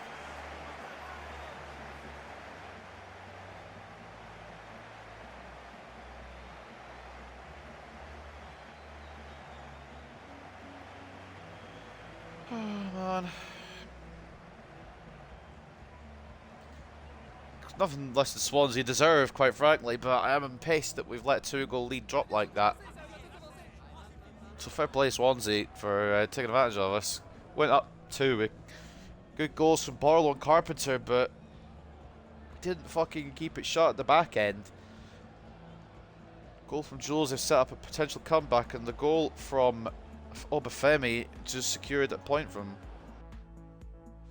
Could have been avoided as well, but there's the limbs for Swansea anyway. Anyone interested? Couldn't get it with Orellana, couldn't get it with Chavez. Try to close it down with Duncan. Just great running. It's a lot of credit to the assister. Obafemi will get the credit for getting the equaliser because he put the ball in the back of the net, but the assist was very, very good as well. I'm not sure it was that did it. I'm sure we'll find out when we look at the stats. Obafemi with a goal. Fair play Swansea for nicking a point then, I suppose. Although on the basis of stats, it wasn't really nicking a point. They were much more deserving on the day. I don't know why we didn't follow up on that fucking brilliant performance against Preston. Why do we have one good performance and then slump to shit like that? 52-48 in terms of possession, 13 shots to 6 in favour of Swansea, with 4.1 expected goals to 1.6. And I'm sorry, I don't know how we fucking didn't lose by more. That was shit from us.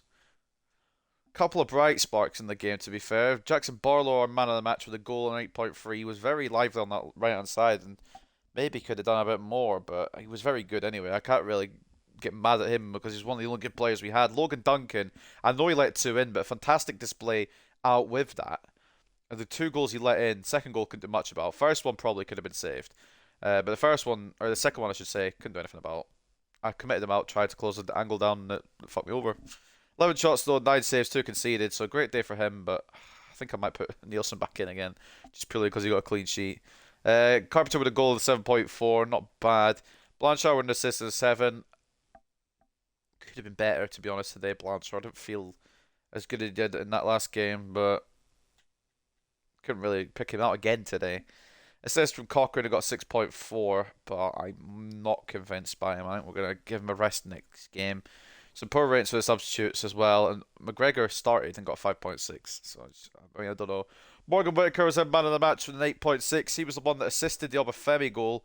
I only know that because Obafemi assisted the other goal.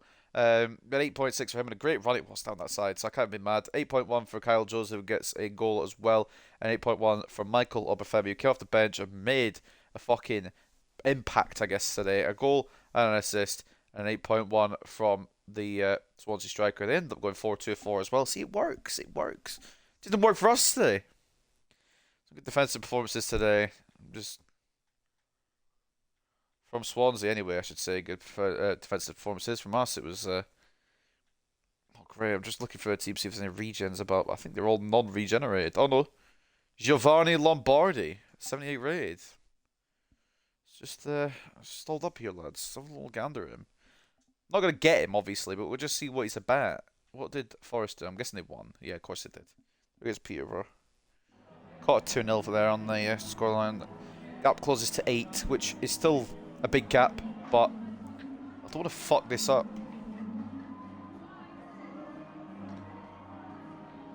I'm disappointed, but take it on the chin. It's the way the game goes sometimes, yeah?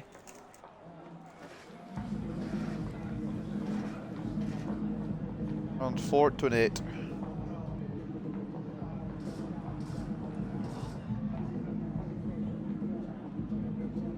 Learn from our mistakes. We didn't see the game out, and we should have kept going for the third. But then again, Swansea were very good. So I don't really know. It's a difficult one.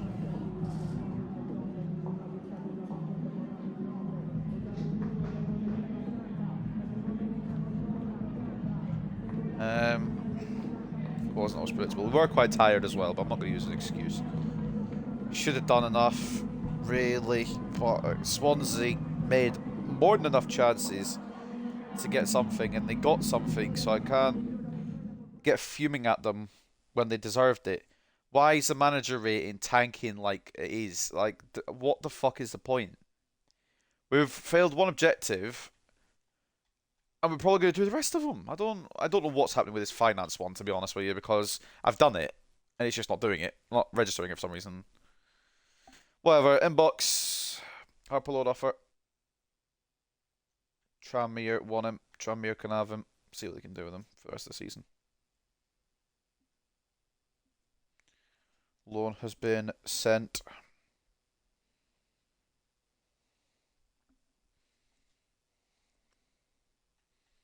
Advance. Another deal going out here. I don't know who it is. Oh, it says with Lucas.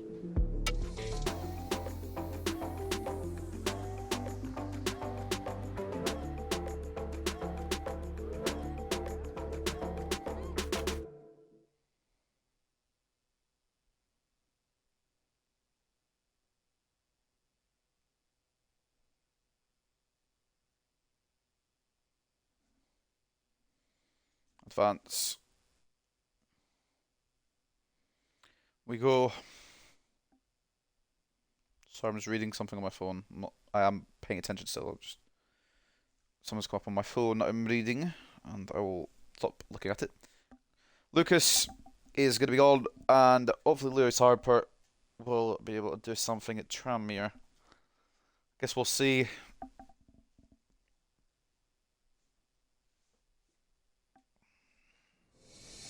I believe this is Harper. I don't even know. I don't know what it looks like.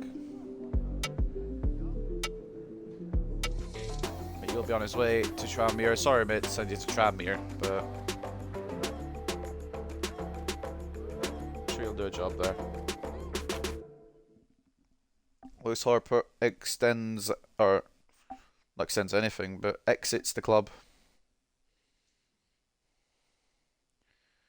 We've got a Wales international management offer. I'm going to just ignore that, I think. It'd be cool to manage Roberts and Howell, but I'm not going to do it. Ezra Jennings will get a loan deal. I didn't even see the club. Cremonese. Well, what? See if that goes through. And the loan agreement has been settled. Hopefully. Wales has said, aye, fuck off, you're not answering us. So just we're not gonna do it. What I'm trying to do, I'm trying to get to the bloody monthly scouting report. Let's see if we've got anything special from Oz then. Oh, there's a couple of potential ones that I like off the rip here, but we'll see if they end up Gucci. Ellis May, overall of 42, 56, potential of 66 to 90. We will be declining. Charlie Atkins, overall of 52 to 68, potential of 67 to 91. We'll give him a go, but I don't know if his potential will lend to being special. We'll see, though. Marcus Slater, overall 41 to 55, potential of 50 to 68. Callum Davis, overall 39 to 53, potential of 65 to 89. I'm going to say no, unfortunately. Thomas Pope, overall of 50 to 68, potential of 69 to 94. Bring him up. And Finley Ward, who is the one I like the most out of this bunch, overall 55 to 75, potential of 72 to 94.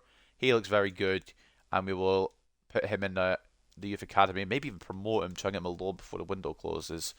What is he? Cam? Is he a cam though? Probably not a winger. Could go wing. Probably would work better as a winger. Fuck's sake. You know what, we'll just keep him as cam. Maybe not best for his development, but we'll keep him as cam. Thomas Pope, centre mid apparently. That looks very agreeable, to be honest. I don't think there's anywhere else he could fit, right? Cam, perhaps. Winger, apparently. Maybe put him as a cam as well. And then Charlie Atkins, will keep an eye on him, but I'm not sure if he's going to amount to much. Defensively looks alright. Height of 6'2". I think we'll leave these guys cooking in the academy and loan them out next year. No point in rushing anything. And then before the game here against Huddersfield, we've got a Jasper Wheeler loan offer from MK Dons. Much I don't like them, we will allow that through because I need Jasper Wheeler to get some experience. So save over, and we will go on to the next game. Up next then, it is Huddersfield in, is that 10th or 16th? I think there's a 10 there, but it might be it's a number hidden behind the badge. It's 10th, just to confirm. Anyone interested? Gap close to 8 points on us now because of the draw there against Swansea. Take a look at the news before we head in. Swansea rumours chances against Hartlepool. Honestly, yeah, they should have won it. I don't know how they didn't, to be honest with you. Wasteful finishing saw Swansea City held by Hartlepool United. Joseph was presented with the best chance of the game, but lacked composure at the vital moment. A frustrating day for Swansea City fans. I can't remember when that was. Northampton drew to Liverpool. Hold on. I'll take the point and just look ahead to our next game. It's a cup game, you fucking moron. Wigan beat the rivals. Don't know who that was.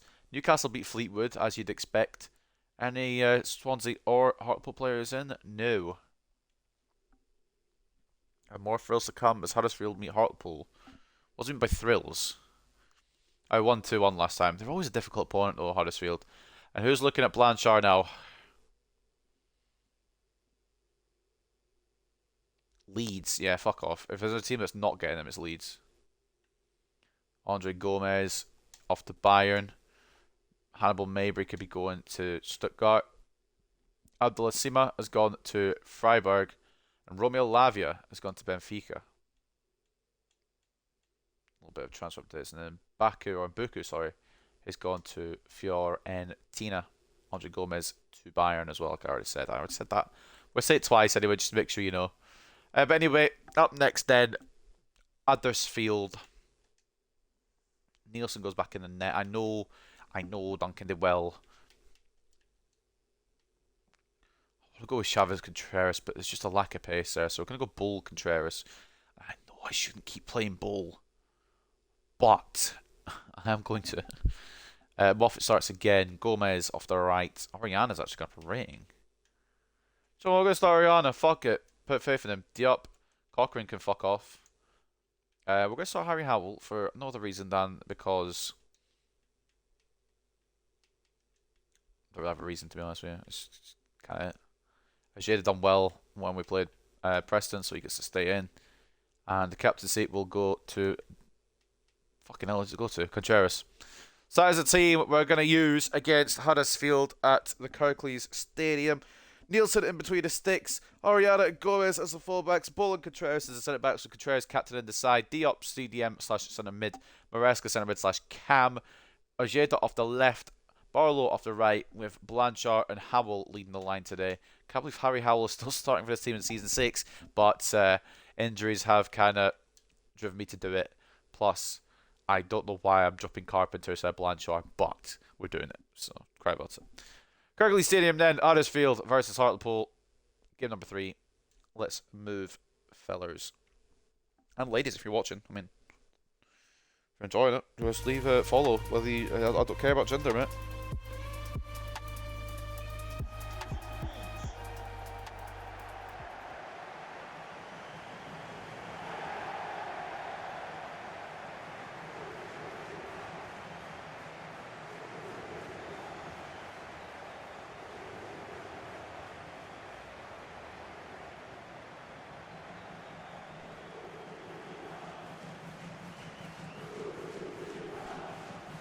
I want to say it should be a win because every game in this season should be a win, but we're dropping needless, stupid points with needless, stupid performances. I've just realised I've started Barlow instead of Roberts. I meant to start Roberts. It's fine. Oh, the end of the world. Barlow's good. Need to have a good goal last game.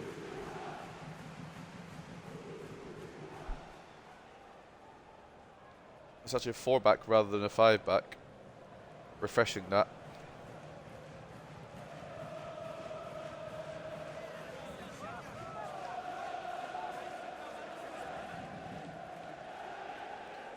Three more episodes of Season 6 after today. Which hopefully by the end, and I'm hopeful on jinxing it here, we will be a Premier League side. entering into our first Premier League campaign with optimism, and they're probably going to get crushed by everybody.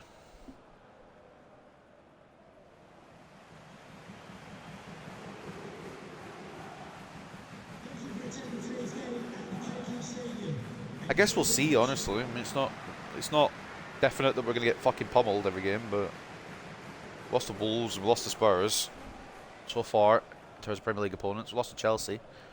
Haven't beaten a Premier League opponent yet out of the 3 encounters we've had with them. Doesn't mean we can't, just means we haven't yet. A lot of it will hinge on summer business. Orellana, fucking hell. Poor touch and a good tackle, but didn't get the ball, did it? Ball gets enough of a foot, and then Contreras will bring it away. Initially anyway. He literally is just a mountain, and it's in the way of everything. Barlow takes it around Headley. Don't know about a pace battle. I think Headley wins that, so we're going to cut inside. Play it inside to Carpenter. It might be off. He's not. It's Howell, not Carpenter. Blanchard rockets it against the bar. Bela Kapic holds on. I forget it's Howell instead Carpenter that starts, but like off the bar by Achille. Maresca. Barlow. Oh, you fucking. That's just a frustration challenge. That will be booking. Malik Diop. Charging in. Howell. Was not meant for Blanchard, it was meant for Maresca, but he moved, I guess. I don't really know what to tell you.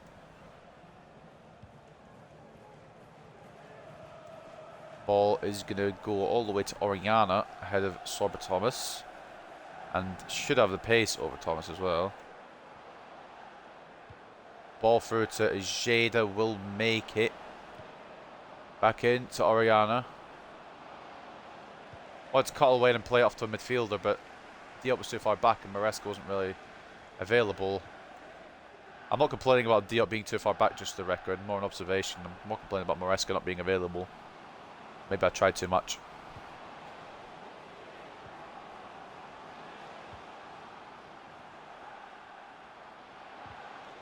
Actually just a mountain, isn't he?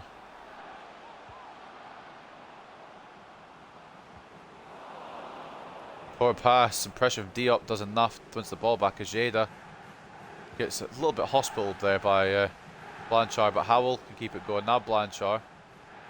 Maresca to run into the space. Blanchard couldn't find him. 50-50. The pass wasn't great, but Maresca's movement didn't lend to be anything special either. Vicente is Jada. Gonna try and cut, and he does. Right. Right.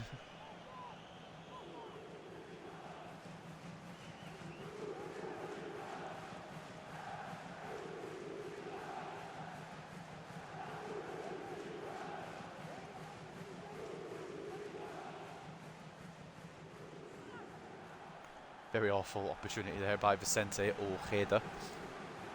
Diop. Oh man. Close by Contreras. You fucking idiota. Close down well. Gomez. Barlow. Weaving in and out, but getting tackled by Karoma. Blocked by Bull. Hopefully he's going to play like I know he can.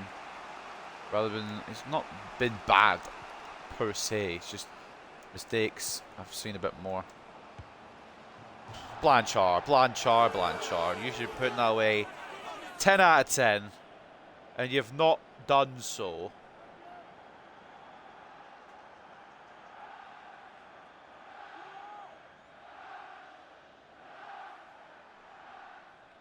We're crying. To be honest with you, Blanchard, I'm not going to lie. Crying is a move, I think.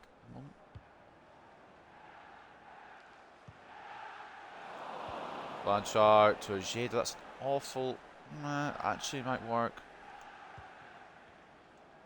I tell you, Huddersfield are always a difficult opponent. When Blanchard is passing into them.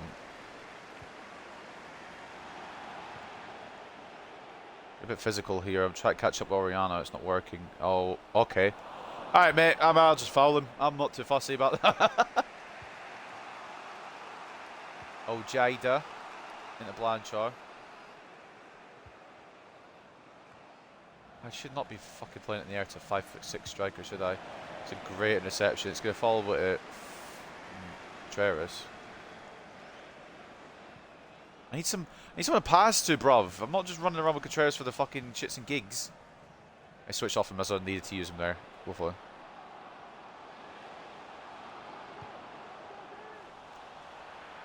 Ball gets it back to Duncan, or to Nielsen, sorry.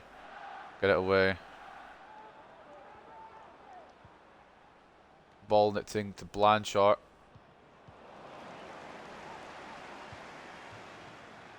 Problems. I've just fucked up Contreras. Yeah. Movement was ass. Nobody fucking messages me when I'm like chilling. As soon as I'm like streaming or doing something, everything comes through.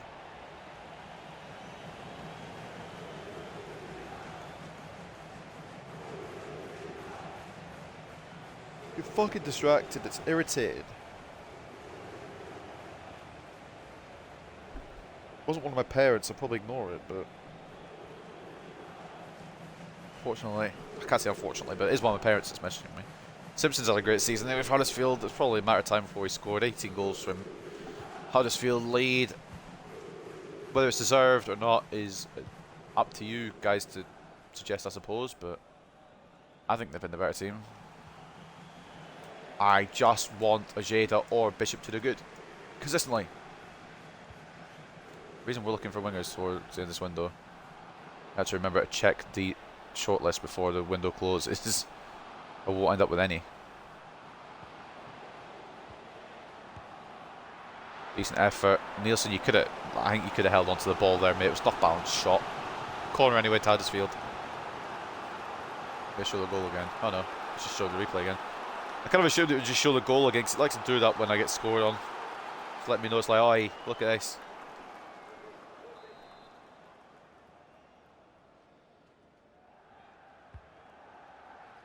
Barlow. Oh, fucking hell, why is Barlow the one going for the header?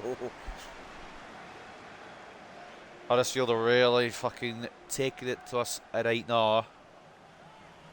I'm glad I've got the bloody 5 clean sheets away from home, because I don't think I'm getting any more at this rate.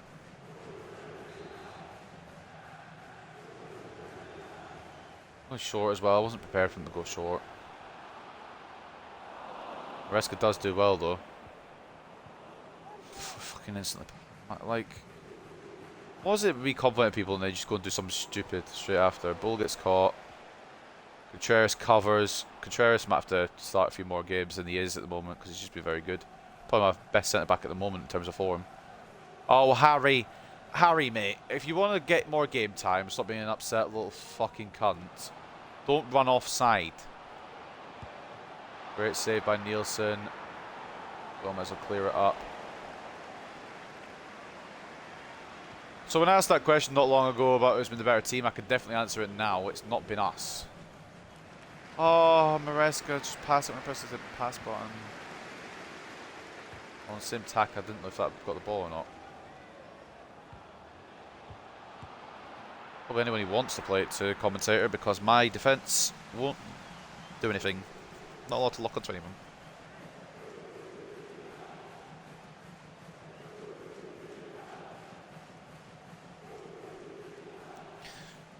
Oh, mate. Under the fucking shit here.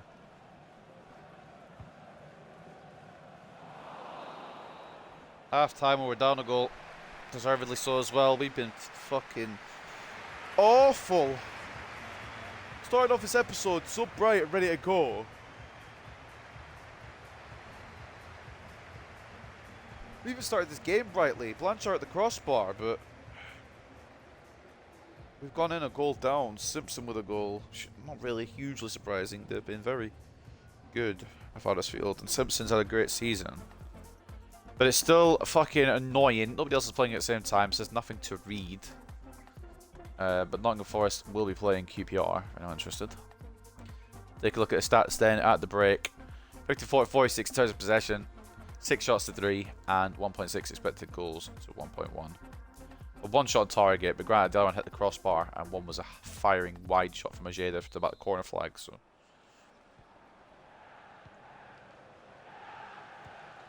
Need an equaliser as soon as we can. Can't let them have the dominance. They'll just take complete control of the game, and we do not want that. Or at least, I don't want it. I'm not a fan of that, to be honest.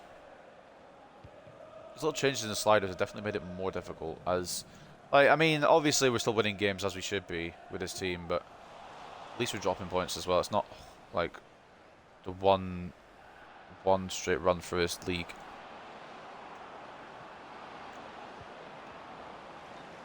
Howell, if you could just stay on side for 5 fucking seconds.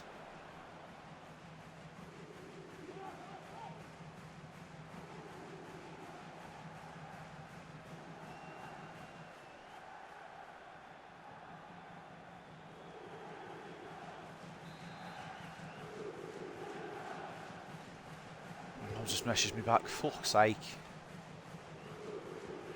Reska, you fucking. Myers got Everton. We saw that. I already talked about that, man. You don't need to talk about it as well. So I knew him, but it's enough information I need. It's the ball across, but it's not picked up by a man in blue and white, and that may mean something for us here. Means Oriana's going to make the overlap and run and put a ball in the box. Howell is not the guy that I want to be receiving that, to be honest, at his height. Cheris. Good ball in though by Oriana. I've got to respect it. Blanchard takes it around, then loses it. Wins it back though. Scrapping here. Oh, I've slid nothing because I thought they were going to get the ball. Fuck off, cunt, cunt, cunt.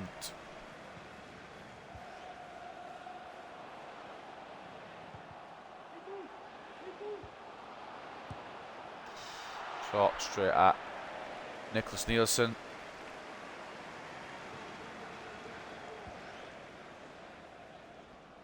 Wait, Huddersfield have United next. Are they in the FA Cup still? Fair enough. You know what? Can't even get mad at that. I was wondering why they're playing United. They're not in the Championship. Took me a second.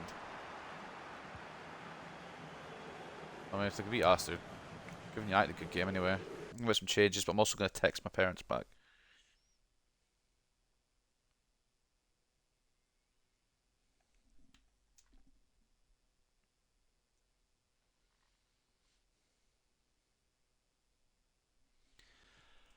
Right. Carpenter comes on. Howell's done absolutely nothing. That was an awful decision. Bishop comes on as well. Jay's been alright, but I think Bishop needs to come on. I'm happy to keep Oriana on for now. But that can change. Roberts comes on because he was meant to be on in the beginning. So.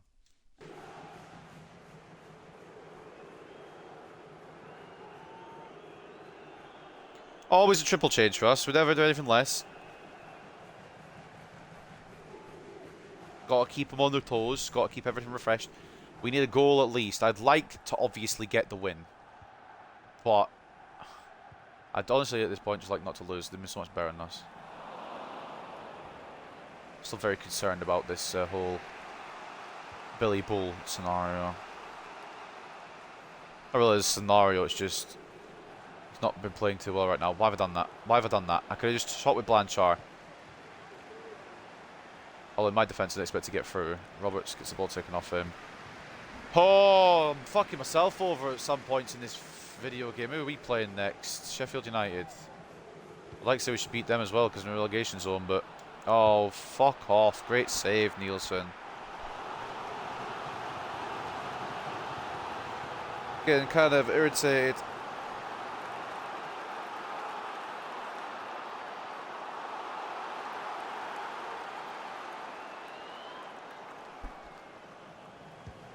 Ball in, head away by Bishop. Counter, boys. Carpenter has 90 pace.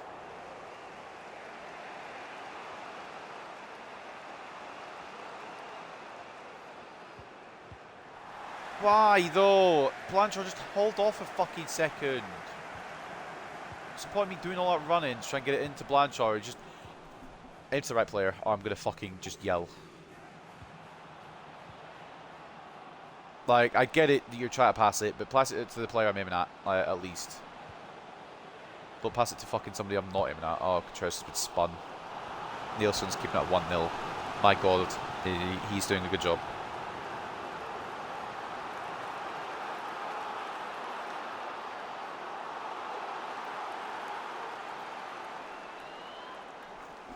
Okay, so fine. Carpenter knocks it away to nobody in particular on our team anyway. It's unfortunate we can't counter off it. Ball blocked by Gomez, just gonna get the ball straight back. Oh my god.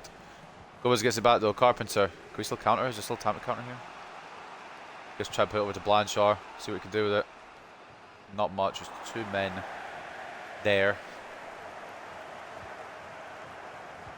Been fucking stinky today. We need Rodriguez back for the goals. I know Blanchard's been good this season, but it's just not been good today. Gomez closes it down. Contreras keeps it in, and we'll pass it hopefully to a player in red and black, but I'd be surprised if he didn't, to be honest with you. Carpenter. Blanchard. Why does that need to go past? Just put it to... Why does that... Oh, it's game. It's direct A pass to fucking Maresca and it's just decided, ah ha ha. Not today, sir. Tackled by Roberts. Tracking back, to be fair. Gomez, made a run now. Blanchard. Who won? Right, can I just fucking... I'll have to go back to the instant replay a second here now, because this is actually starting to fucking irritate me to shit. So, I'm going through here, and the only real option I could probably put it is to out to the wing, with Bishop in absolute acreage. What is he... Who's he even tried to aim for? Is he trying to lock onto Oriana? Diop? Maresca? I don't fucking know. Just go to the player it's intended for. The one where I'm aiming, you know? It never does though. Oh, fuck off. I got the way that you can. So I mean, the professionalism starts to wear off. Oh, I've just left him open. Good hold by Nielsen, especially with that amount of power on it. Oh, I've aimed it at Diop and it's just going to go past everybody. Good block ball. They're getting the ball again. Save Nielsen. I'm going to lose this. I'm going to lose my rag. Because it's been a lot down to passing that isn't going to the correct fucking human being every time. Carpenter. I get that was a good interception. I'm not mad at that. Why does Blanchard keep running till he's offside? Why is he being a fucking nutbag? No, Carpenter's offside! Just stay onside! Fucking Christ almighty on a bicycle with wheels on his head. Bishop wins it back. Blanchard. Oh my god! I can't even get it to Carpenter with a straight pass. You know what? Fine. Fair play. Huddersfield. Don't know if you deserve it. I mean, you do, but I'm human. You'll lose. Fuck off, man. It's none of the passes working today, and I don't know why. It's been one of those games, really. The Forest win. The gap's going to be close to 5, and I don't want the gap to close too much. I know I said I wanted title race, but I want to win. Like, come on.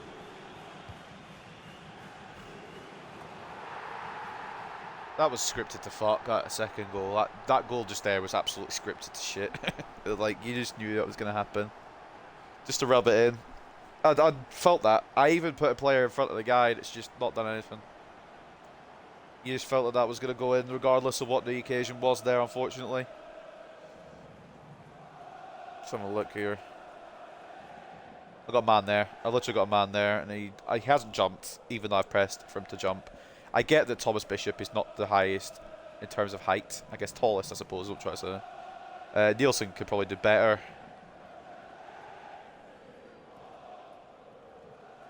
Maybe Duncan would have been the choice. I can't say maybe Duncan would have been the choice. I have done, but I can't say that because it's been a very good performance from Nielsen. It's just... It's not even been the goalkeeper's fault in any way. Whoever's tried to make a pass, it's their fault today. So everybody. Mate, fair play Huddersfield. It's always been a fucking task in this game, and they've done it again. I want to say that's the end of the gameplay, but it's not.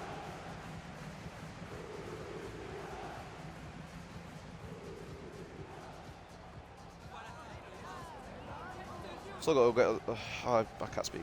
Still got to go over the end of all transfer window, once this game's done, well, the next 2 games are done. This episode's done. I've got to go over all the transfers, which I can't really be arsed doing. Not because I don't want to, it's just because this game's kind of pissed me off, Loki. We had nothing again. We can't be doing this every time, boys. We need to fucking be more creative, and I don't know what the issue is. In fact, I do know what the issue is, but I don't know what the solution is. 55 to 45 in terms of possession, 13 shots to 3, 3 expected goals to 1.1. I can't be arguing that they don't deserve that at all. I mean, it should have been more. It really should have been more. Shit from everybody. Nielsen probably the only one that was actually quite good. Still could have saved that second one, but it wouldn't have mattered to the scoreline anyway. It's 7.2 for him. He gets man of the match for us. 11 shots, 9 saves, 2 conceded. Contreras did the best he could as well. Roberts came on, tried. It's just shit from everybody, really. Roma getting man of the match with a goal on 8.9. Simpson getting a goal on 8.3. The assists coming from Thomas with a 7.4 and Mahoney with a 7.2. The goalkeeper Bill Cat pitch didn't even have much to do. Had one shot and he saved it. We had the crossbar early as well, but that's about all we had. Anyone who supports Huddersfield, you'll get some limbs here because the game literally scripted them into a second.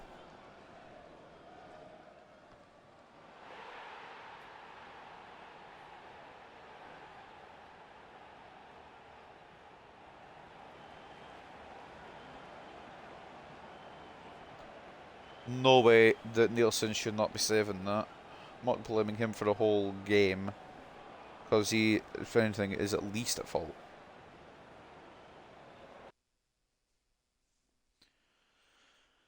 Still not great though, is it, boys?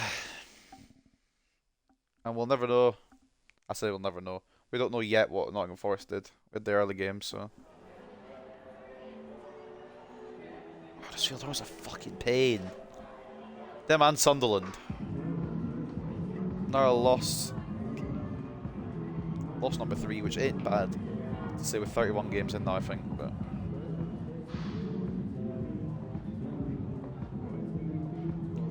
It's irritating. I better not knock my manager rating down even further because that's going to be stupid if it does. Also, if I get sacked purely because I didn't beat Wolves, this game is fucking done. The game is cooked. Can it not see that we're at the top of the league? Can it not see that we're doing everything else it wants us to do? No, the FA Cup's the holy grail in the Championship, by the way. I'm not trying to get to the Prem or nothing.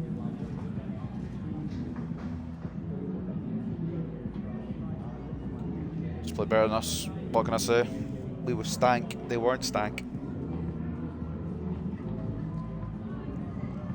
Reckon if Blanchard scored that early goal rather than hitting the bar, it would have changed the whole complexion, but didn't happen, unfortunately, as we near deadline day. Our loan goes out for Ezra Jennings, I believe this is.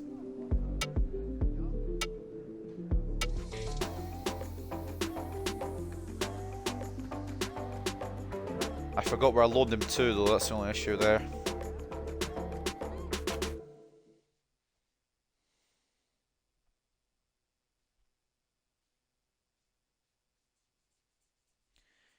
Cremonese. Oh, yeah. Lisandro Martinez back to Manchester United. Pau Torres to Real Madrid. It's one of the biggest moves already. Let's take a look at what we got then from these boys. I know we'll have ratings, but we'll have values, etc. Pretty much everything else. 3.9 mil as a free agent. 14 mil. Probably a good signing. 5 mil. Decent. And Martinelli's 8 mil. I think I'm going to plump for Joshua Pelletier.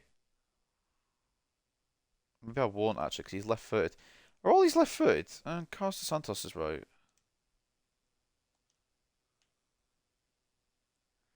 The whole point was to have him on the left.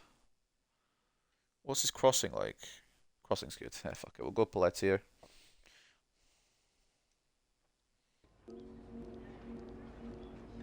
Wonder if we could get one of our players that we want gone. I don't know who it would be, though.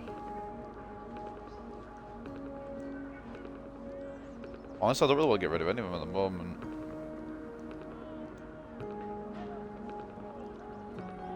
Just striking a bit of 15.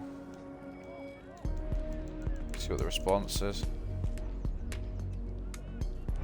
Oh, we probably overpaid. Well, sometimes if you don't put in that much, then they'll just walk out, so you can't really gauge it. That's probably gonna be like a C or a D deal, but I'm not really arsed.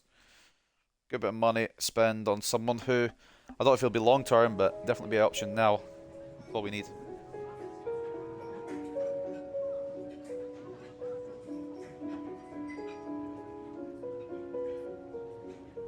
Fine with rotation, that's okay. I don't know what rating is going to be. I reckon around the 70. I'm going to say 77.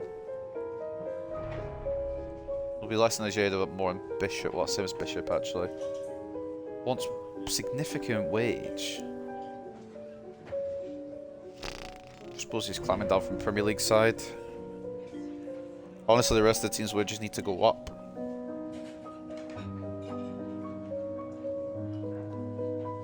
But still, it's fine. Bring the man in. Be right.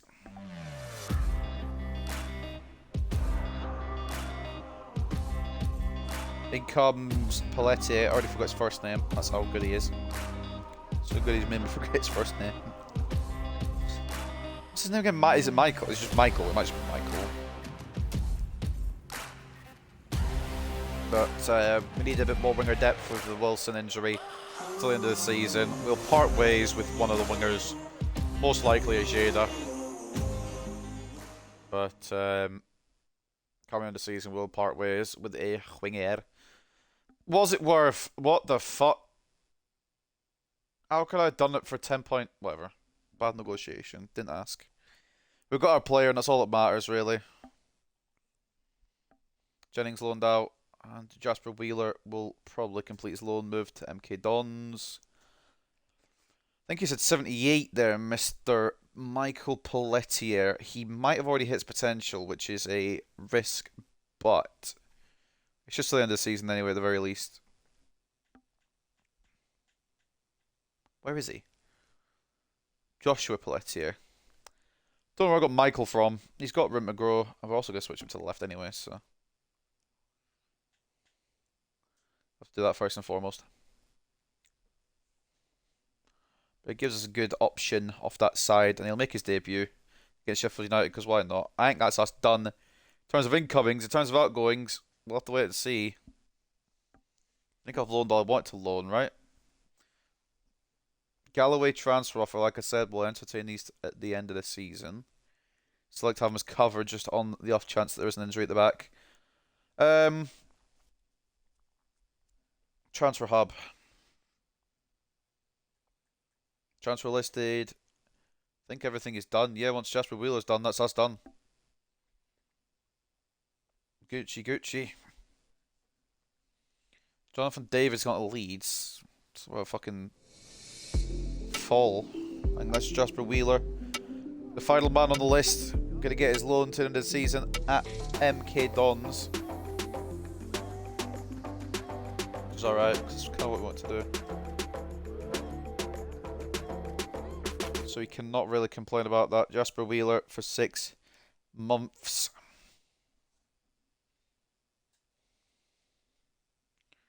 Advance a bit further. Cole Palmer off to Atletico. Mateus Cunha off to Sevilla. Renan Lodi to Valencia. Jose Gaia to Napoli. Callum Hudson-Odoi gone to Mainz, I think that is. Could be wrong. I'm not smart, if you remember this. But in terms of deals, I think we're done for incomings and outgoings. And then we'll just see the season out, innit? Locatelli off to Fiorentina. Lazetic has left United, didn't even know he was there. And it's too late for a Maresca transfer offer anyway. But it will be declined.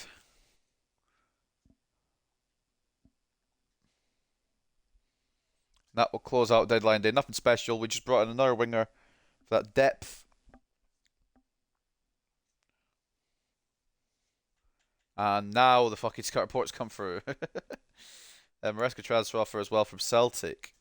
Now, I don't mind Celtic, but they're not getting one of my fucking sick players. Updates in the Youth Acad. How it's looking now. Summers probably can get dropped now, I would say. And Atkins as well, perhaps.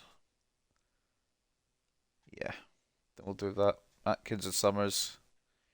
Sorry, fellas. Leave the rest of them in there for now. But updates. Carlos Santos was a 72. Valerio Rizzo was a 74. And Roberto Martinelli was a 76. We definitely got the best out of the bunch. Probably put a bit too much money into it. But I'd rather overpay and get the player than underpay and not. So, the deadline day as well, so we can only have one stab at it. Portugal completed and covered. Fucking hell. Where do you want to search them, mate? Where are you from? Russia. Can we search Russia then? Maybe we want to do that. I guess we can't search Russia, and I probably know why we can't search Russia.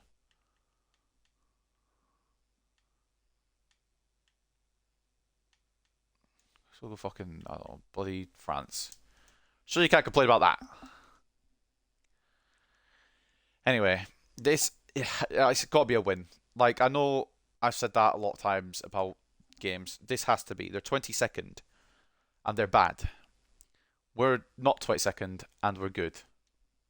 Usually. I think Gatson close to 5, hasn't it? Yeah, we've slipped a little bit here today, boys. Oh my god, right. Hiccups. Sorry, apologies. Let's give the man his debut then. Just change his starting team here because it's not the starting team. It should be at all. There we go. And Duncan. The bench. We need a subkeeper. Pelletier. We'll put on the bench for now because we're going to start him, but I don't know what I'm going to have on the bench between Ojeda and Bish, but we'll see. So before we go in, let's take a look at the news, as much as I don't want to. Simpson nets in Huddersfield's 2-0 win over Hartlepool. Simpson managed to grab a goal in Huddersfield Town's 2-0 win against Hartlepool United. Don't know why I struggled with that. Team of the week, no Huddersfield players thankfully, but no Hartlepool players unfortunately as well. And where I thought I saw Pacheco, it's because he's Nottingham Forest goalkeeper. There was a Pacheco move in the transfer window that I saw earlier. I thought it was him, but it was a striker. Blackburn beat Newport 3-0, obviously. Seems to be the case. I wonder if Northampton knocked out Liverpool. Be interesting. Sheffield United hope to claim victory this time around. I don't remember what the scoreline was, but it's going to be the lowly Sheffield United news article, and if it is, we're just going to skip across. Yeah. Middlesbrough versus Sunderland. Lamperley grabs January Player of the Month for Swansea. Nominees were Lamperley for Swansea, Aguilera for Nottingham Forest, Marquez for Wigan Athletic, and then Ren Adelaide for Nottingham Forest as well. Marco Lazetic, like we said, went to Roma, and Eddie Salcedo to Juventus. And we'll take a look at the biggest moves of January as well as our own moves this season. At the end of the season, or not the end of the season, the end of the episode, we have to just go all out here. I'm going to bring in Duncan for it, obviously, but beyond that, we have to win this. Oriana it's an adventurous one, I think. Yeah. Moffat, Contreras comes in. He's been fucking key part of the puzzle. I guess we'll keep going with Ball. Thing is, I want to start Chavez, but I don't want to clunky, slow centre backs. So you can see my issue. Ball's a bit faster. Gomez stays in. Diop, sure. Maresca, sure. Robert, we'll bring in Barlow.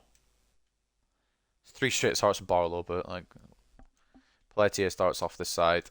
Just see what he's about. I know he probably better as a right winger because he cuts on his left foot, but we brought him in now, so we're just going to use him there. Alright, cry about it. So that's the team for today, except we're going to change the captain because I know it's gone to Billy Bull. Duncan in between the sticks. Moffat and Gomez as the fullbacks, and Moffat as the captain. Bull and Contreras as the centre backs. Diop CDM / centre mid. Maresca centre mid / cam. Pelletier making his debut off the left with Barlow off the right, and then Blanchard and Carpenter striking up top. Let's see what we can do. Hopefully win, but fucking hell. It's been a pain in the arse today. Pain in the arse episode, truth be told. But it's a wish you got sometimes. So the fourth game of today, Hartlepool United versus Sheffield United.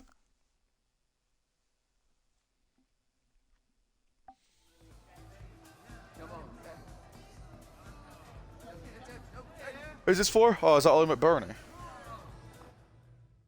Great. we get beaten by Sheffield United right the whole season off, honestly. I would at this point.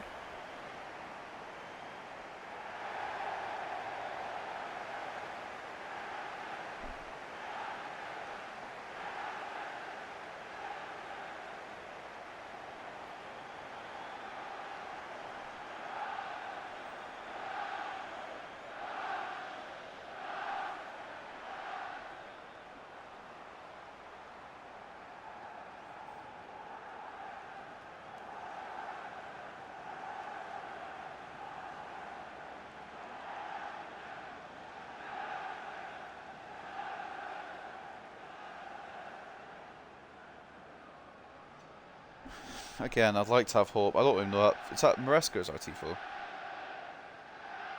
Can't even tell who that is. It's mad because I should be able to know at this point. It might be Barlow actually.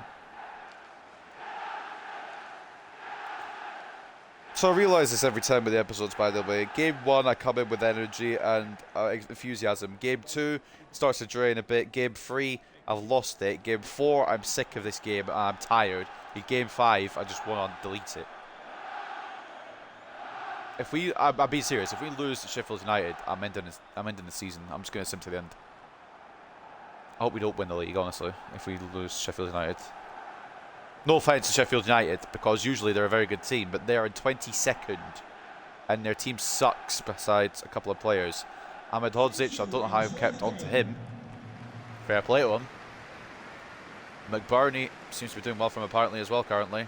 Wouldn't rate him in real life, but in game he's still in there 6 seasons later, so can't be doing awful. But ultimately, it has to be a dub here, boys. Even less than a dub is criminal offence, quite frankly. You're all fined £300 million. Carpenter tried to thread it through. I mean, Maresca was offside, so Blanchard was kind of the only option there. Even hit him.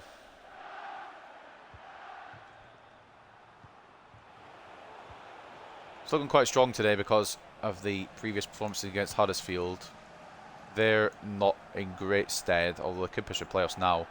Carpenter, you meant to kick the fucking ball, mate. Don't let me hype you all up and you just decide to be a fucking prick. Oh no. Thank God for Contreras being a literal tank. I know he got played, but he out-strengthened to hold on. Pelletier making his debut. He gets a number 11 shirt. I think we ever had that conversation, but fair enough. Pelletier does get the ball. Moffat.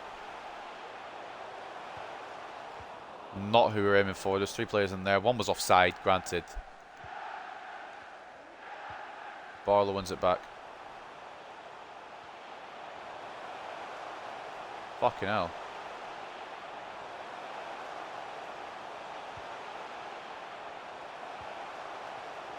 Malik Diop gets caught.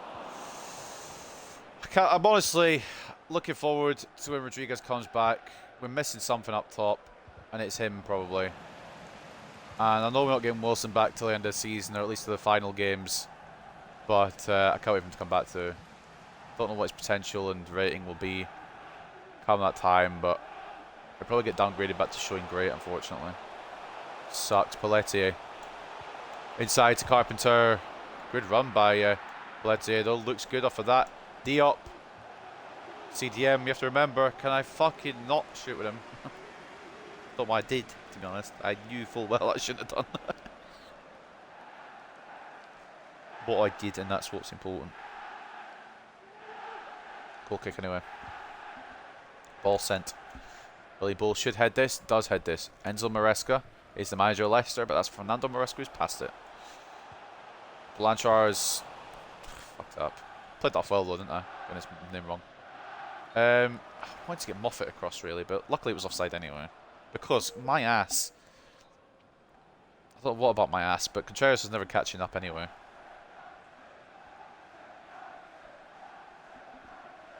My ass would have been toast there. Because we would have conceded to fucking Sheffield United. No offence to any Blades fans, but no, thank you. Blanchard gets the room to take the shot on. I'm surprised. Even the voice crack, I was that surprised. Oh, you know, respect.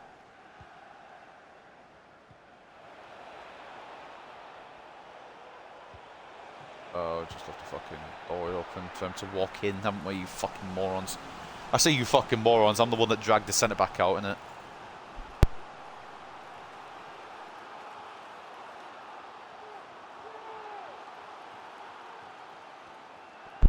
I finished my Dr. Pepper, so now we're onto the water. So I really need to be drinking more of anyway. Rescue's been spun. Pelletier hasn't though. Has he got enough pace in him for a counter-attack? I think we'll play it off here. Oh, his pace actually. No, his pace is good, isn't it? That's the whole reason I signed him. What are you doing? I don't understand. There is no... I'm just going to check his pace while we're here, so 89. There's no fucking reason on earth why Blanchard has to be offside. I guess he was calling it for Maresca, but...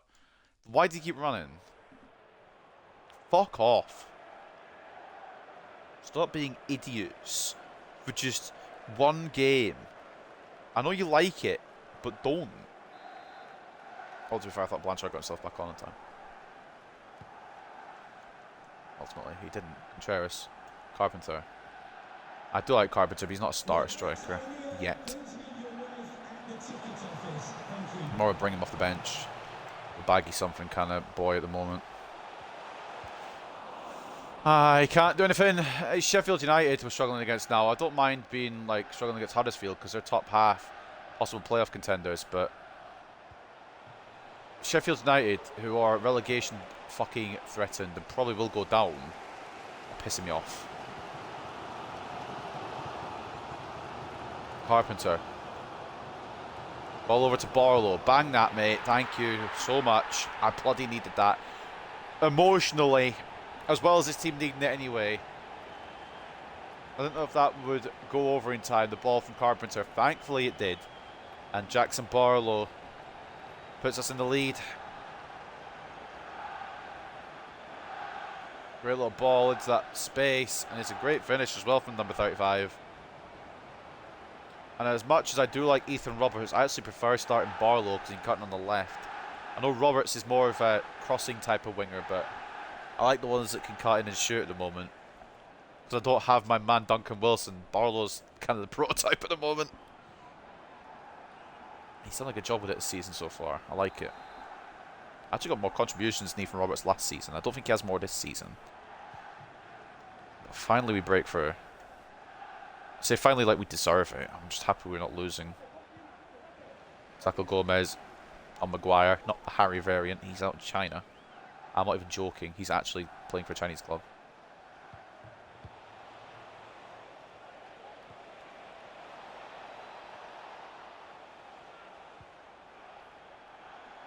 Ball out to the right. Moffat should have this, and he does. It'll be a corner, but he did have it, so I can't complain. I was right in him having it.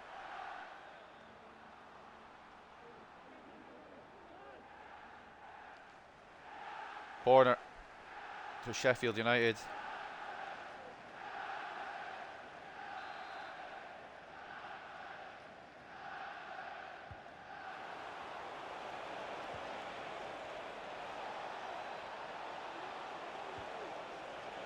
Billy Bull gets it away, and now we go.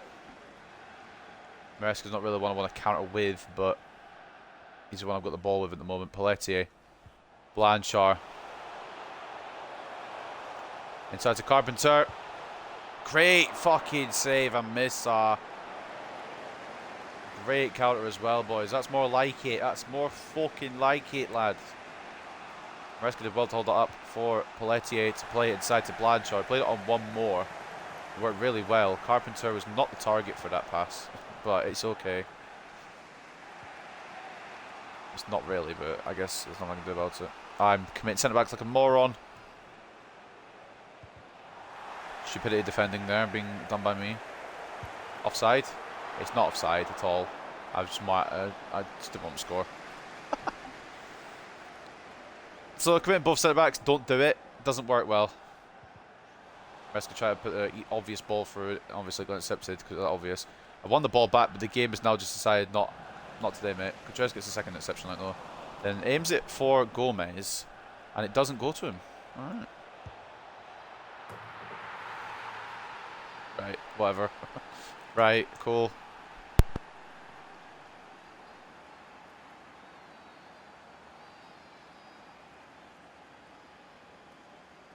can't be arsed. Where's that going? More than enough time to close it down. Duncan has more than enough time to move to it. I shouldn't be going in. And, I mean, when Kachura's got a second interception, it should have just gone to the correct player that was open rather than the incorrect player that wasn't. But passing today, in general, from my players, has been woeful. But FIFA 23 has not helped that out at all. That is 1-1 against relegation sides, and my god, we have played like... I think we used all our fucking ability in the first game, because we played like shit since. Just for fucking Moffat, Paletti has done well to meet that. One more chance before the break. No, because nobody could pass a parcel. Oh, I was going to say, I put my control down thinking it was half-time, but the ref nearly gave another attack. Just felt like it, innit? 1-1 at the break. I can't believe it.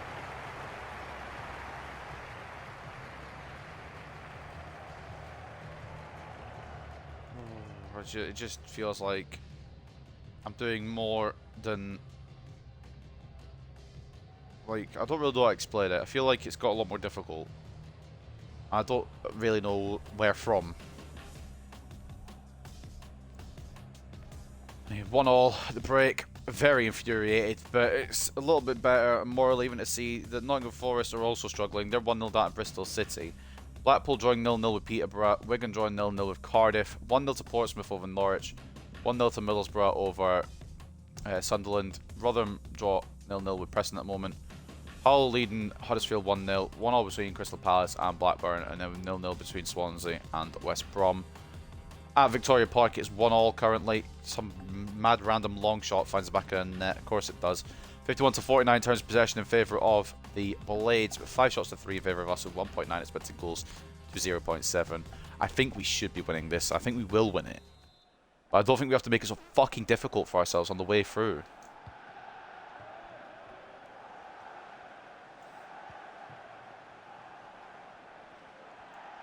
Paletti's not been bad today. I like the look of him, to be honest. Into Diop. Who tries to throw it for his Carpenter. It's not going to work. Don't know where Blanchard went, to be honest with you. I know he ran off somewhere. I'm not quite sure exactly what his end game was there, but it's fine. As long as we don't fucking lose here, I'm not really going to ask questions. If we do lose here, then I'm going to ask questions. Lettier tries to get around. It's caught well. Manchester United have signed Rasmus Højlund. Weird, that. It's a bit crazy. It's almost as if it's happened in real life. Remember, this was done pre-summer transfers, mid-save March. Malik Diop! You know what? It wasn't a bad effort. Opened up for him, why not? Got to respect the attempt. Blanchard. Oh, put it in the back of the fucking net, yeah. This is my main striker at the moment with Rodriguez out. Just wrong side of the post. From a kill dog, Blanche dog.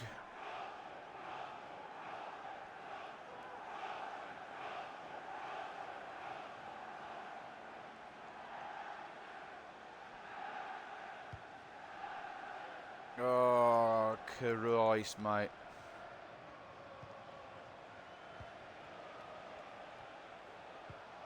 Oh, you fucking got to be joking me. I'm gonna actually put myself into some bleach and drink it.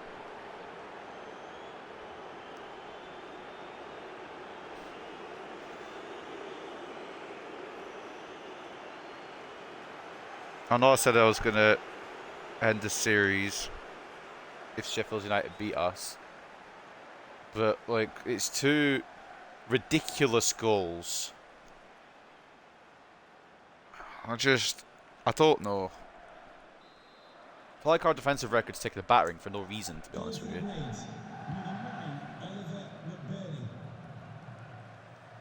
I'm not very happy. Let's see. An equaliser soon, that'd be great. Grand. Barlow just can't get the ball under pressure. I don't know why. I'm committing Contreras because I'm a fucking donut. Reception linked up. Can't believe we're losing to Sheffield United, man. 22nd all season they come and turn up against us, of course they do. I'm not surprised. Blanchard, please. Oh, you little... Oh, I mean, it was straight out the keeper, but still.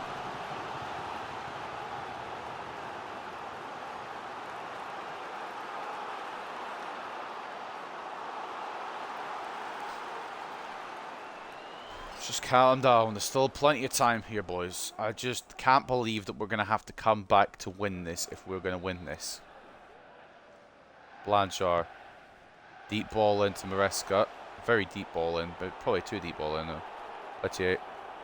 Gets the ball under pressure. Passes it about 5 seconds later than I wanted it to, but that's okay. Oh, fuck off. Put a foot in, man. Contreras, thank God for you, bruv. Maresca. Oh! They've just become the best defence in the world, haven't they? Sheffield United, 22nd, by the way. Oh, mate. Diop. Maresca. Ball through to Barlow is good if he can reach it, but he won't. Very heavy pass for a man who wasn't really on his runs there. Even Roberts would struggle with that. Oh, you fucking... It's a great touch. Duncan saved it. Oh, boys!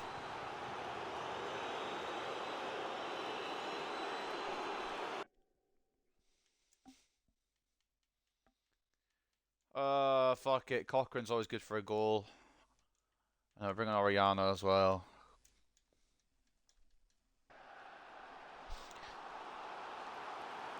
Oh, Roberts. Triple sub. We have to make it.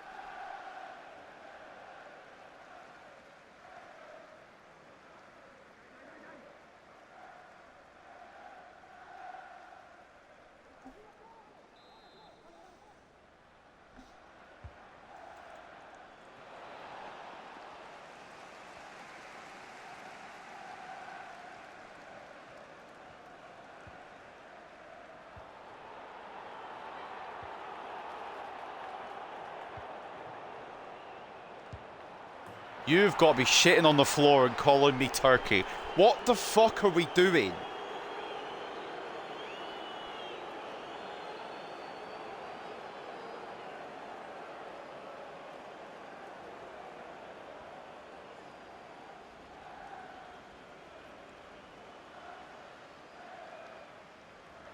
The transfer window's just closed, and our first instinct is to lose to a team in the relegation zone. I fucking hate Hartlepool United and everything associated with it. We've bought this promotion. You will not see me do career mode again. Oh my god.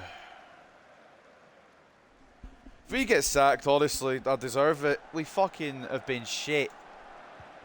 In fact, actually, no, that's a lie. We've been good today.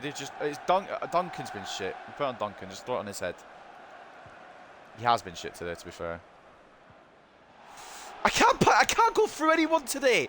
What? This is 22nd place. Fuck off, Ollie McBurney. Get floored. This is 22nd place. God forbid I don't know how we do against Forest now. I'm glad we played them twice already. Blanchard, tickets. Oh my god, they're just some fucking cunts in the way. Move.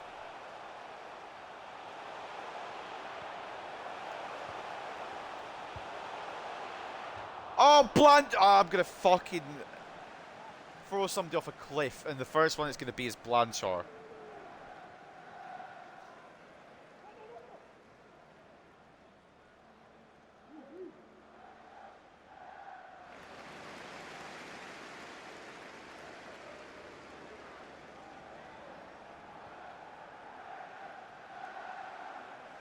Fuck me sideways and call me a candy apple. This has gone to bollocks, bruv. I can't believe we're losing a relegation side. I'm gonna Nothing's going through. They're a 5-back. And not even a very good 5-back. But my god, they're playing like prime AC Milan today. Obviously, AC Milan didn't have a 5-back, but you get my fucking gist. They've been very good. And it's irritating. We can get one back soon. We can save something here. Blanchard. Ajeda. Oh, move. Carpenter. Oh, fuck off. In capital letters.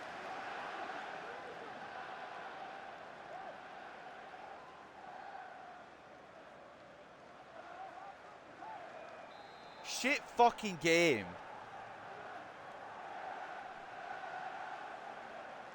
It is just an awful game though, isn't it?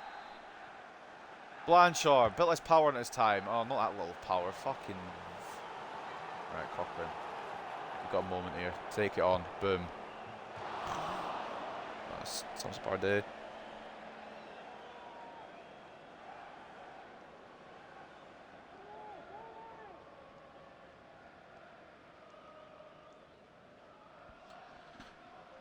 Well,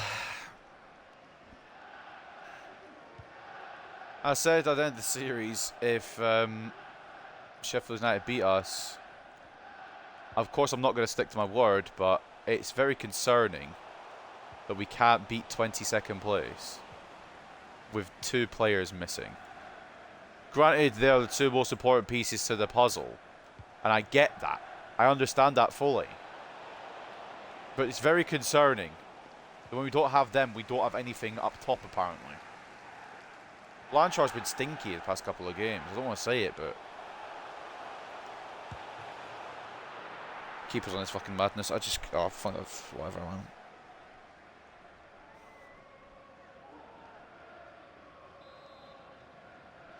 I mean, at the end of the day, it's Sheffield United, but it's a weaker Sheffield United than usual. And it's the Sheffield United that are 22nd. So I'm not really, like, happy. So heavy one again. I need to find a good difference. Oh, Ajeda doesn't win a header. Of course he doesn't. Cochran does. Blanchard can't get there. Bugger it all. Bugger it all.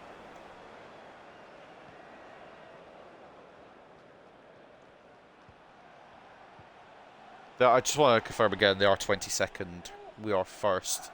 And that's how they played today against us.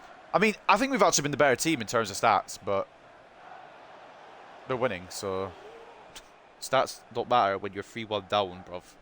At our own fucking stadium as well. I remember this place was a fortress and we lost to Reading. So we have a 4th league loss and our 2nd one in a row, and I'm actually wondering if this team has what it takes. It should. Even without fucking Rodriguez and without Wilson, this team has more than enough. So what the fuck am I meant to do, bruv? Fuck this whole game off. I still got to play one more as well. Oh, I don't want to. I just don't want to. I can't believe that we have lost to Sheffield United. I'm flabbergasted. To use a fancy word, I am flabbergasted. To use a simple word, I'm fucked off, man.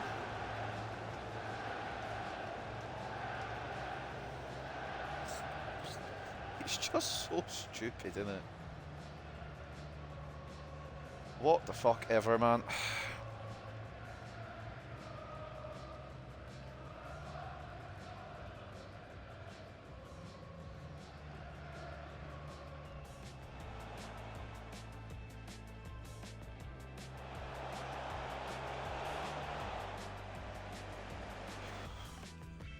What was the damage in? Yeah, there you go.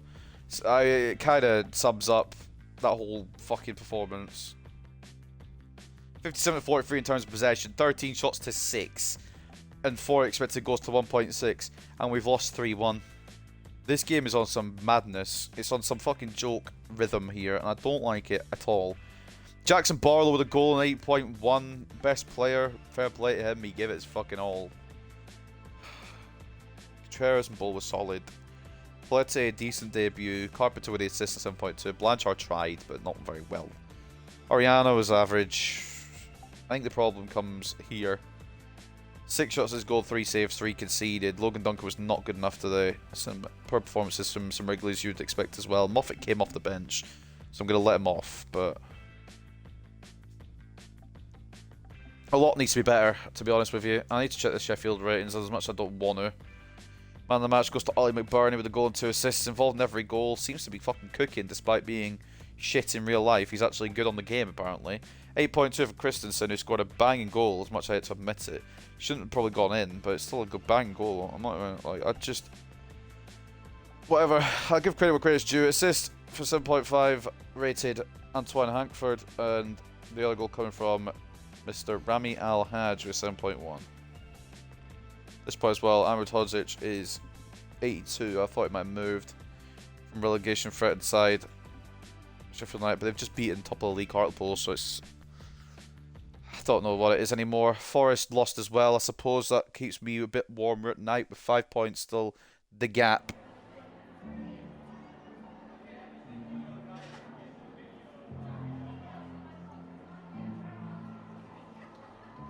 I must be disappointed. That's a fucking understatement.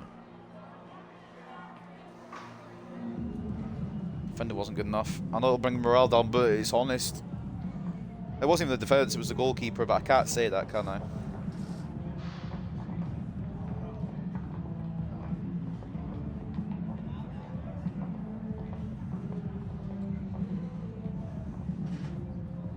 We did give everything. Their goalkeeper was on the madness as well. I didn't check his rating, but he did well.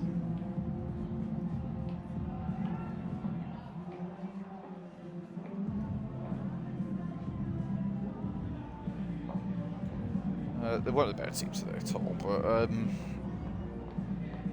they did some good things in the game, as in we tried better chances. Logan Duncan was playing for Sheffield United.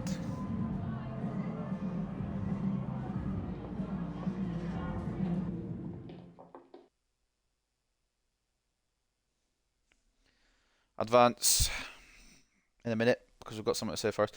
Douglas Moffat has hit his potential of 82. Right. That... I'll take it. I'll absolutely take it. That's fine. I think once we get to it, I reckon... Unless Oriana has some mad potential growth, which he could still do, still showing great potential, still room to grow. I think what we do is we bring Sutherland in and we have Moffat as backup, because that is perfect. That's absolutely fine. That's kind of what it was at the start anyway. And Maresca's happy to be right winger even though he wasn't it. And also he played like fucking wank, so we won't be doing that again. If you think he's a right winger, I don't really know what to tell you there. Manager rated still decreasing, now at 55, all because we didn't fucking do the FA Cup objective. Apparently it's the be-all and end-all of being a manager is to do the FA Cup objective. Even if you do everything, the FA Cup objective first and foremost. Final game of today. Thankfully we can't slip off the top of the table, because we were 10 points clear at the start of the episode. And we are on Strugglesville right now, and I don't know what the issue is. But what I do know is we've still got 4 more weeks, I believe, or some time along those lines, for this man to come back. 3 more weeks from his dislocated shoulder. We've also got no Duncan Wilson still, and he's probably declining even further. Still at 79. Now at 20 years of age, and hopefully it doesn't decline any further. Hasn't yet. I hope he doesn't get fucked over by this injury, because he was the one I'd like to end game as a left winger. But if we can't, we can't, innit? Bobby Hobbs is doing quite well on loan. Not really. I checked the loan for a little bit. Lewis Harper's gone up 3. Louis Myers gone up 6. Jasper Wheel's gone up 3. Ez Lucas gone up 2. Evan Maguire not gone up. You have to remember some of these at our club as well, the growth, even if they haven't played. Jennings on a 67 now. Armstrong up to a 68. Reece Briggs up to 68. Ruben Adams up to 71. Meninkos up to 72. George Higgins still growing brilliantly as well. Reece McGregor up to 73. Jesper Karlsson up to 73. Prince Ibrahim up to 73 as well. Teddy Austin up to 75. Hugo Hansen up to 75. And Musanguli Shabalala. Where is he? He's up to 78 now, mate. This guy, him and Barlow are going to be fighting. It's going to be a fun battle to see who's going to be on that right wing by the end of the series. Anyway, I think I saved over, but we're just going to VAR it real quick. Right. Final game of today, for the love of God. Thank God. Can we please fucking win? We've lost to Sheffield United, and I don't think it's going to get much worse than that. But 3 straight losses might send me down the fucking loopy fucking route, I guess. I don't know what I'm trying to say. I'm going mental. A real shock in this game is bottom half strugglers. Sheffield United managed to overturn the league leaders Hartlepool United. It was a memorable performance from the unfancied team. They left the pitch so well-deserved standing ovation from their fans. Crucial Al Hajj goal seals Hartlepool defeat. Al Hajj crucial last goal helped his team seal a win against Shablal's men. Cool, didn't ask. QPR beat Reading. This week's star performers. Sheffield United don't have anyone in there. We sure as hell don't have anyone in there. Wigan seek redemption after Hartlepool defeat. They probably will get redemption the way we're fucking playing. We beat them 5-1 last time. That's not going to be a 5-1 today, I'll tell you that much firsthand. We are not 5-1ing anyone at the moment. We are getting 5-1. Probably more likely to get 5-1 than win 5-1 at the moment. Not in news, I don't think. But Hartlepool lost to Sheffield United. A big disappointment, absolutely. Having won their first game against them in the league earlier this season, Hartlepool United will be a little disappointed they couldn't repeat that performance again today and chalk up another win over Sheffield United. You bet your sweet ass it's a fucking disappointment. Anyway, up next, up finally. I've had enough of this fucking shit, so we'll just get through it and we'll go read the transfers. I'm going full strength, I don't care, and we need to. Full strength doesn't involve Contreras this time, I don't think, unfortunately. Pelletier can go again, he was good. I'll put Bishop on the bench this time. So this is the team we're going to use against Wigan because, my God, we need a win. If we don't, I'm going to fucking throw something. So, Nielsen in goal, Moffat and Gomez as the fullbacks, with Moffat as the captain, Chavez and Bolt as the centre-backs, Diop CDM / centre-mid, Maresca centre-mid / cam. In fact, I'm actually going to change Maresca to Cochrane. I know I sound going strongest lineup, but Maresca was very stink that last game. So Cochrane comes in. Roberts off the right, Pelletier off the left, with Blanchard and Carpenter leading the line. It is Wigan Athletic versus Hartlepool United at the, I don't know if it's the DW still now, I don't even know what it's called at this point, the Wigan Stadium. We'll go and research it. But anyway, Wigan versus Hartlepool.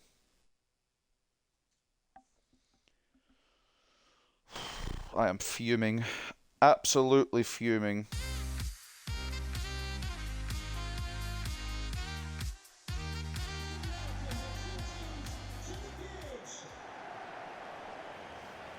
I need a win, emotionally.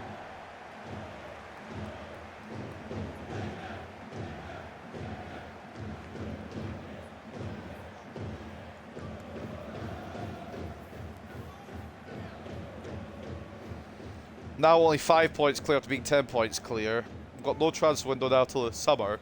I thought I had the team I wanted for this. I'm ready to fucking lose to Wigan, honestly, as well. If we can lose to Sheffield United, we can lose to fucking anyone. It's a matter of not creating enough and not taking enough of the chances when we do create for them. And I can't believe I'm saying that's the issue, because we're a top scoring team by a country mile. And yet we're struggling to fucking score goals now. I don't get it, but can we fix it, please, lads? Thank you in advance.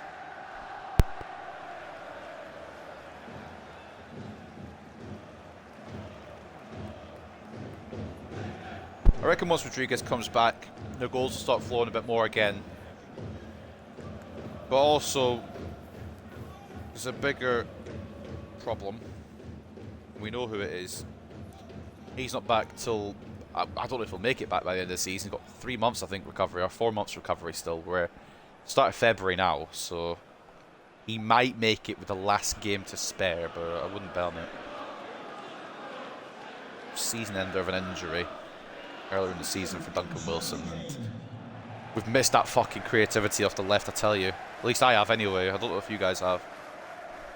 Cutting in with him, either passing it off or banging a shot on goal, which more often than not would actually go in, surprisingly. Missed it, but can't have that every time.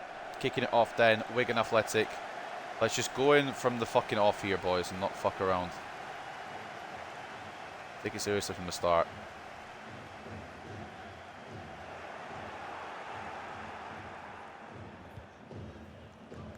Early goal, come on. We insta score and not. Well, never mind.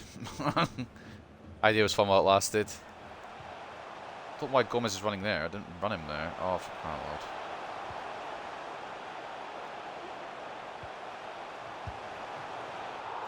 Nah, but I've actually got a question this fucking side. Good save by Nielsen at the near post. I thought Duncan probably let in. Where he's playing right now. Pelletier. Oh, lovely to Rico, mate. I hope you enjoy your retirement, but it's not really my main, like, grievance right now. What a fucking save, bruv. I'm actually getting pissed off because they're doing so good with the goalkeepers. It's a good little knock into Roberts, and power on it should have maybe taken it past Alois, but he's managed to save it, so fair play, I suppose, kinda, a little bit. Early corner opportunity for Hartlepool United. Bull gets the better of it. Fucking rocket shot. Nyambe manages to get in the way of it, but I'm surprised his head hasn't come off his shoulders. The up to Pelletier. Inside, Blanchard. Oh, you fucking... I actually don't know what I meant to do, bruv.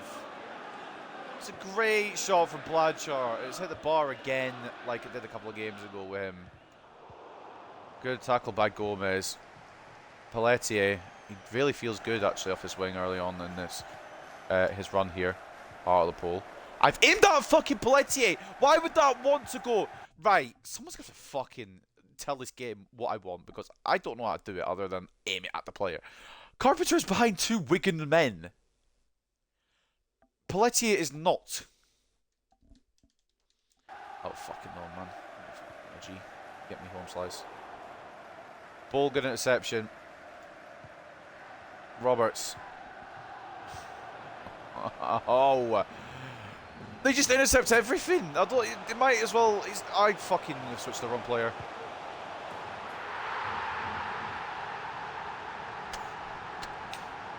This reminds me of the Hartlepool of old, honestly. Shit upon shit.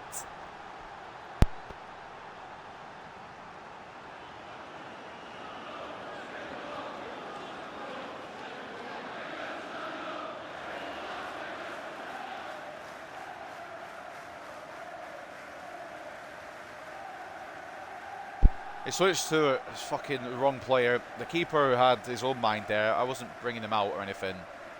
Arthur Sales makes it 1-0, hits double figures this season for Wigan as they try and survive relegation.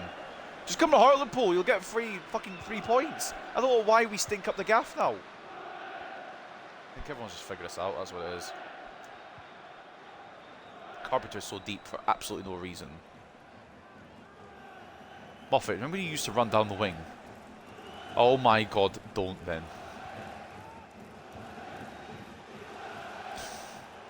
Christ almighty, I'm asking you to do your fucking left back roll and you're just like, you know what? I'm not running anymore, mate. I've got potential, I can't play anymore. I don't know what I'm doing with Gomez, genuinely. You know what? My head's gone already.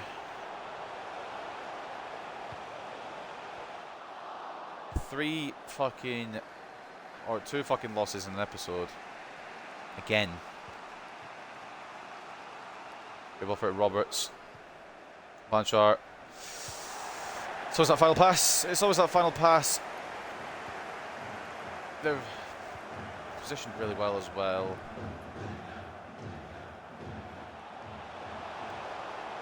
It's playing more or less the strongest side. In fact, besides, yeah, a couple of...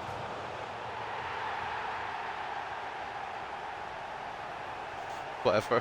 Whatever, honestly. Whatever. I'm not even mad anymore. I'm just so shocked and disappointed. I know it. You don't need to show me. I will believe you if you think it's a goal.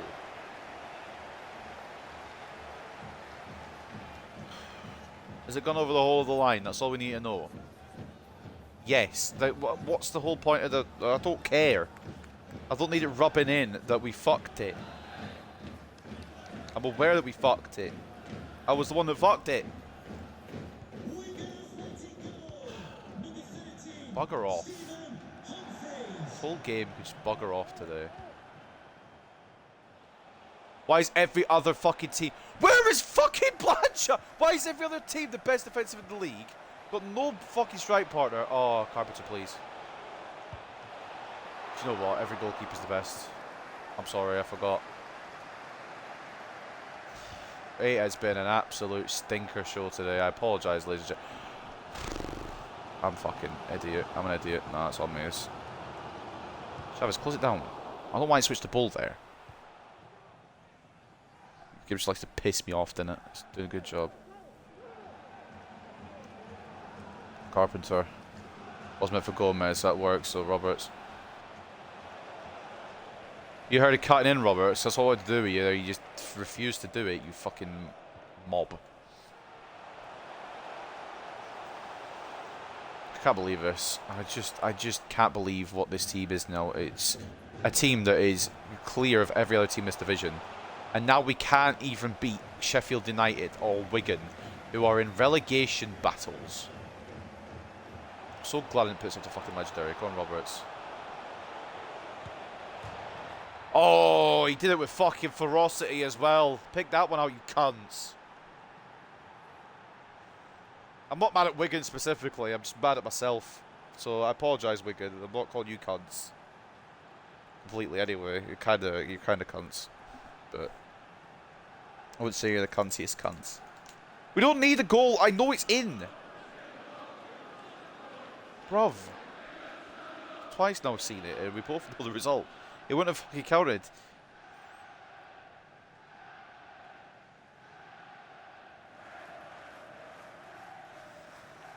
(2-1).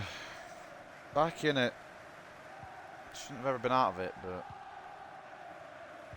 you know this game operates. Operates like a cunt. How I've outstrengthed him. You know what? Piss off, mate.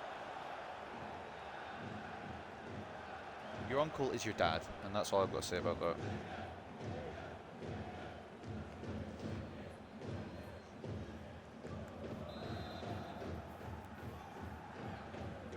What a close option, boys. Fuck. Oh, okay. Get ball in, and we've cleared it. Roberts.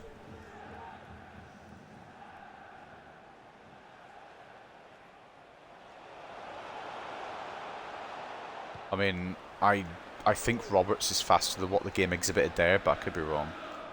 Just need to check his pace. I'll check his pace in a second. I'm pretty sure it's 94, but I do not feel like a 94 pace player right there. See him know where I'm going every time. Those little fucking tappy passes are just a fucking bane of my existence. Oh. I've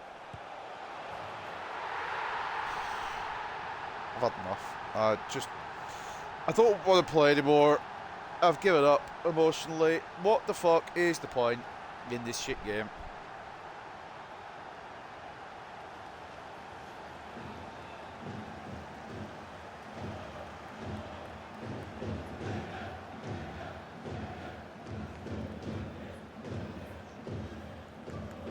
This game has been a fucking dumpster fire today. I've had enough. I'll genuinely just give up. What is the fucking...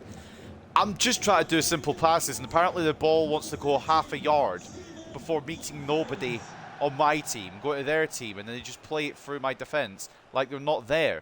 This is my best team, besides maybe Pelletier and Carpenter. That's because Rodriguez is injured, and they can't do fucking shit at all. What's up, Demon Aid? You've joined at a bad time. I'm in rage mode. It's been a bad day all around. We've lost 3 out of the 5 games today, drawn 1. The only one we won was the first game against Preston. It started so well, and it's gone to bollocks. Roberts. At least he's trying to do something. One player's trying to do something. And it's just not happening. I've given up with today's episode. We'll regroup for next time. I wasn't even going in. I don't know why he saved it. Back to the old fucking goal fest that you know and love. With us conceding about 600. Blanchard. That's too heavy. Oh, is it? Bull. Yeah, I mean it's a save anyway. I'm fucking... None of my goalkeepers could catch a cold right now. But their goalkeepers are prime fucking Yashin every time. It's not it today. I need Rodriguez back. Big style. Although defence and goalkeeper have not been great today either. Sales with a goal, Humphreys with a brace. Roberts got ours, but doesn't matter. We're 3-1 down at half-time to a relegation-threatened side. Nottingham Forest are up. They could close the gap again. We started the episode 10 points clear. As it stands, we're only going to have a 2-point lead. I fucking have shat the bed today. Bristol drawing 1-1 with Norwich. Peterborough drawing 1-1 with Preston. Barnsley drawing 1-1 with Huddersfield. Sheffield United leading Reading 1-0. They've got the taste for victory now, apparently. 1-0 to Nottingham Forest over Blackburn. West Brom leading 1-0 over QPR. Burnley leading 1-0 over Swansea. Blackpool drawing 1-0 with Crystal Palace. 0-0 between Portsmouth and Hull. And then Middlesbrough leading Rotherham 2-0. We're losing 3-1. I don't know if it's deserved. It fucking isn't. I hate this fucking entire game. 57 to 43 in terms of possession. 9 shots to 6. With 2.7 expected goals to 1.9. But they've scored 3 and we've scored 1. And that's really the main fucking headline.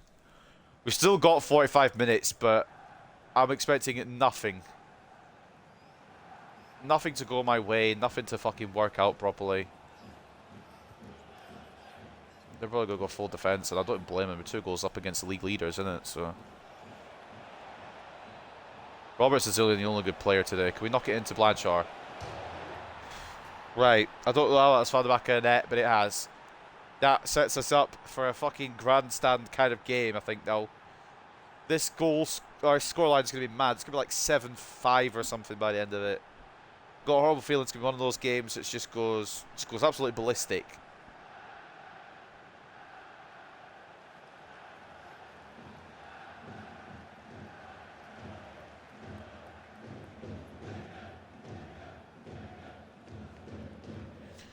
Kelly Blanchard, thank God. Couldn't unlock him in the first half, but straight away, I think that's the confidence boost we needed, boys.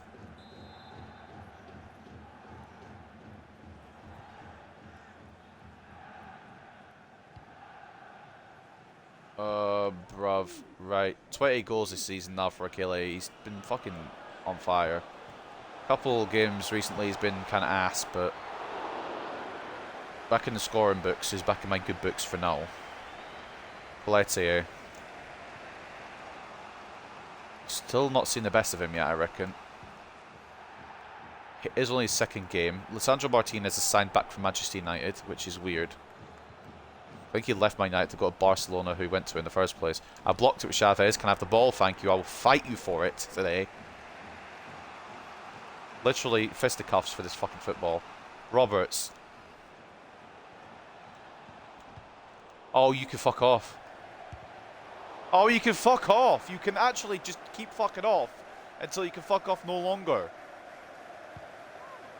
Cunt game, man. Diop heads it the wrong way. Do you know what? That's absolutely fine. Good call by Chavez. We do need Contreras at the back, apparently. Although he did concede 3 passes. Or Sheffield United beat us 3-1. He was in that defence then. So maybe we just need a whole new team. Carpenter, Cochrane. Could they just move out of the way for a little bit, just so I can get my equaliser, and then we can have a game, you know? Make it fair.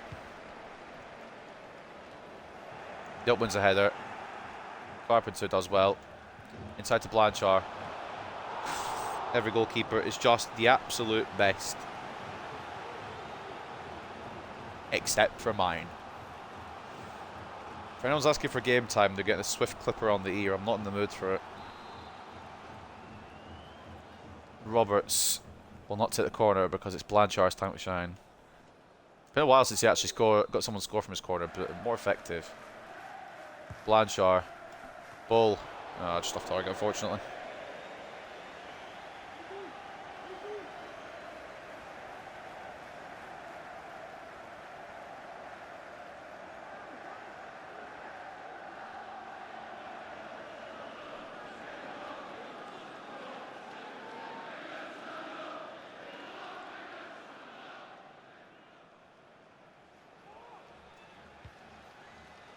Right, guys. Can we, like, don't make it look like complete shit. At least get a point.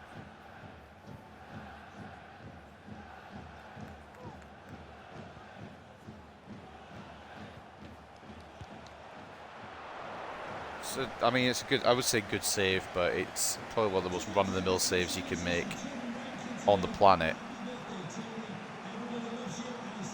Moffat making the overlap and run. Ball inside to Blanchard. Not a very good one, might add. One more into Cochrane for the equaliser, yeah? Move, Carpenter, you fucking oaf! Oh, go in the net! Why is my striker blocking the shot? I fucking want to cry. Whatever. This episode's been a dumpster fire. It's only fitting that when I have a great chance to get the equaliser, my own player gets in the fucking way. Whatever, dude. I made a tackle. Bull keeps running for some absurd reason. I'm not really sure what he's on, but I would like some of it. Cochrane. Pelletier. Running through. Brilliant run for Pelletier. Oh my god, Pelletier, you dirty man. He's fit right into this team. I don't think he'll be a long-term suspect, I guess, player in this team. But that was beautiful. Got the ball through to Carpenter. That's 3-all.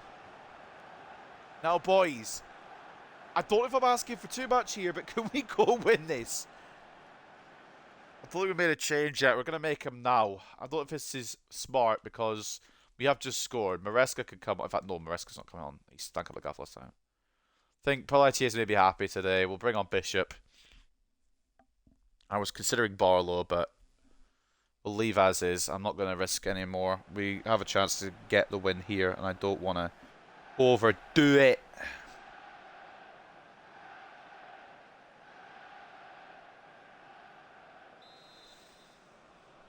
Christ almighty on a donkey with extra legs. What an episode, boys. Just like Mother used to make. Yeah, slip through again, boys. Slip through. They've not had enough goals. They've only had 3. It's always an over-expectant pass, to be honest. I think they're bringing on Oriana, but I won't.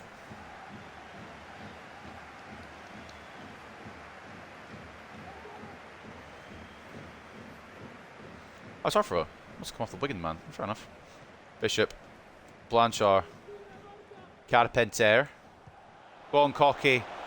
Oh, shoot! Oh, I've pressed B. You know what? This game can cry itself to sleep because I'm going to cry myself to sleep. If we lose to fucking Wigan, I'm crying myself to sleep. I've already lost to Sheffield United. I don't want to lose to relegation threat side.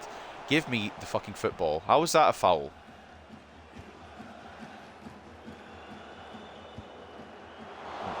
I had a horrible feeling that Nielsen was going to fuck that up.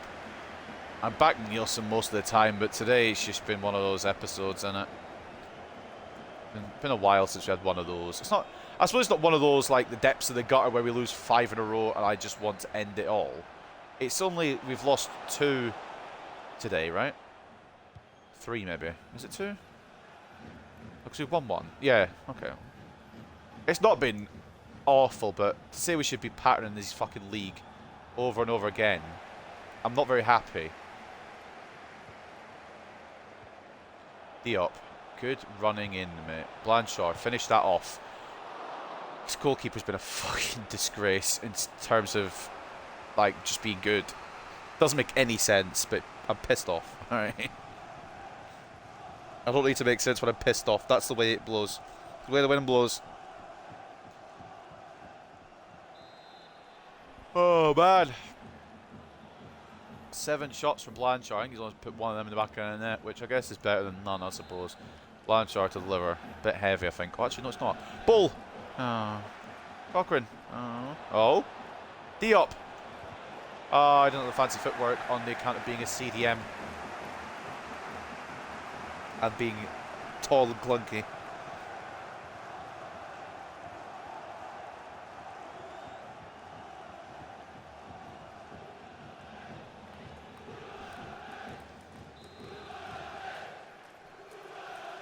Ball in, coming from not Ethan Roberts, because, my God, it would go on Blanchard's head, and I'm not a psycho. Blanchard, ball in. Go! Roberts! Oh, he could have been the hero. This is no 3-all game. I just want that crystal clear. To anyone just joining, or anyone who's been here the whole time, well, I guess anyone who's been here the whole time, you'll know. But it is not a fucking 3-all game, is it? Let's be 100%. Let's be home slice, bread slice on the honesty here. Absolutely not a 3-all game. We have been patterning them. And we've only got points so far for reward. Can we get the 3? Blanchard, ball into Bull. It's not going to go in because he hasn't won the header. Moffat, Cochrane loses out. Tries to get it back, slides through the man, but he jumps over the tackle. I was going to mix them both together and kind of challenge, but if they fucking counter and win, I'm going to fucking put my head in the toaster. Don't know if it would fit, but give it a try. What exciting playing this fucking shit Bishop. If we win, I'll be ecstatic. Blanchard. I wasn't for. Oh, it was for. Just make it to go to Carpenter. Oh, Carpenter was right there. That's fine. Diop keeps it alive. Carpenter's right there now. Oh, you fucking moon. Switch to a player that I want to use, please. Oh, no. Oh, no. Oh, lovely. Looks as if Wigan will get a last chance of the day. I don't know if I've got a counter for this. Especially when Chavez doesn't want to pass it. Diop gets the ball back, though. Go on, go on, go on. Oh. Oh? Right, Blanchard's going to need some assistance here, lads. Archie, is he? Blanchard! Yes, you fucking beauty! Oh my god. Wigan are 21st, and this is probably the most I've celebrated all season. Against a league... Well, it's not League One side. It might be League One side by the end of the season. But a relegation battling side. I've had to fucking go by hook or by crook. That is all Blanchard. That is what he's capable of on his day. Oh my god.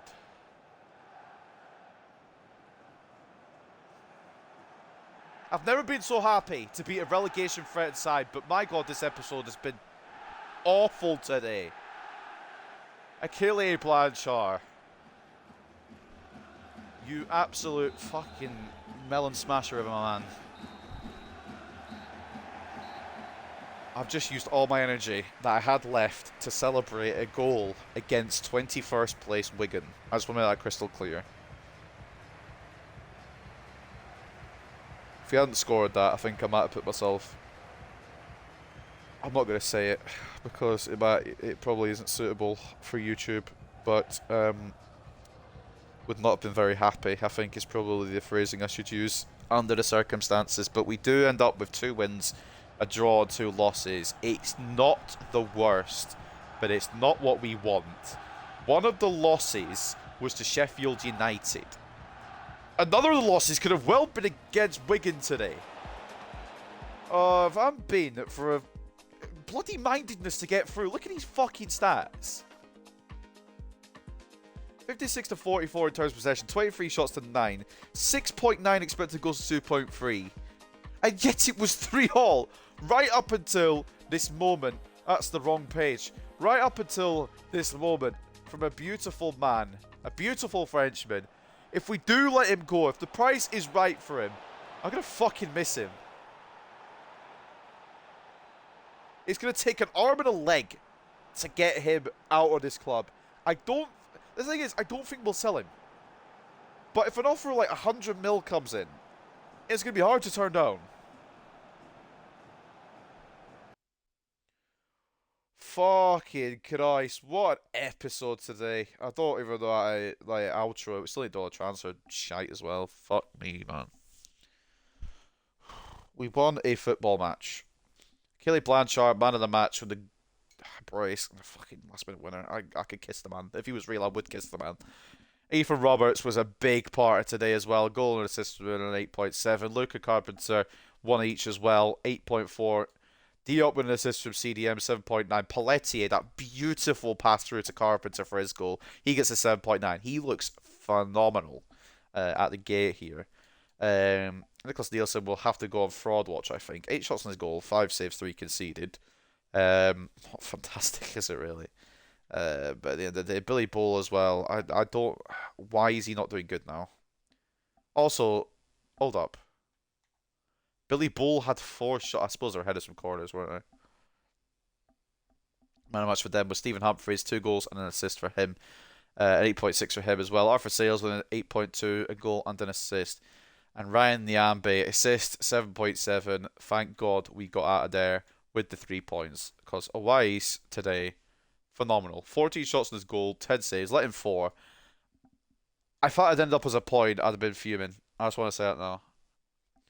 It could have gone rogue. It could have gone absolutely rogue there, but thankfully, rogue was not what it went. It went fantastically because Blanchard is my dad. I just have to watch it one more time.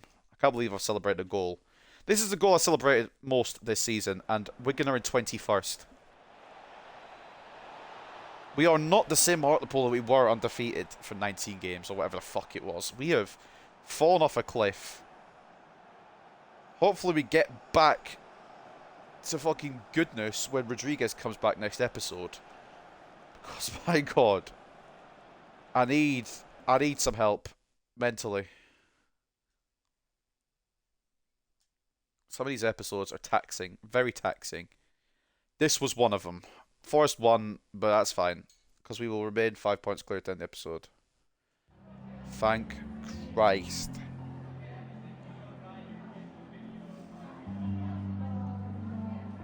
Blanchard, he's my dad. He's younger than me, but he's my dad. If you ask more from him, I can kiss the fucking man. Is what the real answer is.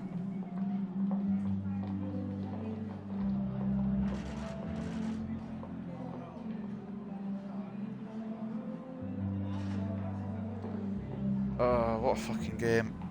Boys left it late. Sometimes you have to be patient. Didn't have to be patient. That goalkeeper was just... could have saved the Titanic, mate. I thought how we put 4 past him. It was fantastic. But at the same time, I'm glad we put 4 past him. Otherwise, I'd been upset. So it's kind of 50-50, really. Our attacking play is always a threat. I mean, true, but never a promise at the moment.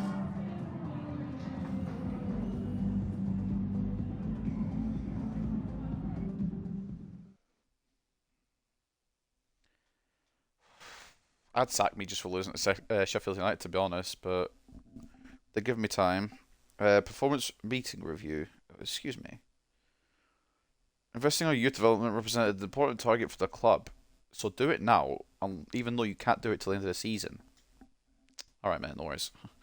Hey, boss, I know people have whatever. It's the right wing fucking spiel, innit? What have we got next, then? Next time. I don't know. Let's take a look at everything that's come through here. Pelletier, position change option. He switches across to the left-hand side, which is absolutely fandabi-dozy. Now we'll start working on his stats. Pace seems to be fine. It's more shooting that needs a bit of work, and stamina, which we can do. That's not a problem. It'll probably be 80 potential max, I think, but that's still a very good player to have on the books. Jade's gone up to 79. Still showing great potential, despite never really showing that great potential. Ironically, he's showing great potential, but he's never actually shown potential. Maybe had a couple occasions at best, but he's never really shown me anything special that deserves that tag. Fair enough, though. And monthly scouting report from Sweden. Sweden were looking for a winger, weren't we? So taking a look at the options then. Daniel Lindgren, overall 45-59, potential 63 to 83. Decline. Victor Lindgren looks a little better. Overall 49-67, potential 70 to 94. In you come. 1.4 billion value. Oi. Philip Lindberg, overall of 46 to 60, potential 67 to 91. I was thinking of taking a punt on him, but we're going to turn him down. William Linkvist, overall of 43 to 61, potential 47 to 65. No, go away, please. Don't come back. Johannes Sandberg, overall of 47 to 63, potential 63 to 85. And then William Ahmed, overall 54. I can't fucking read numbers. 44 to 58, potential 67 to 91. He's not coming in anyway. Decent little report, mainly because we got that Swedish winger. What's his name? Lindgren. Is he actually a winger? Yeah, he is. We'll work on support midfielder then because that gets his pace up way faster.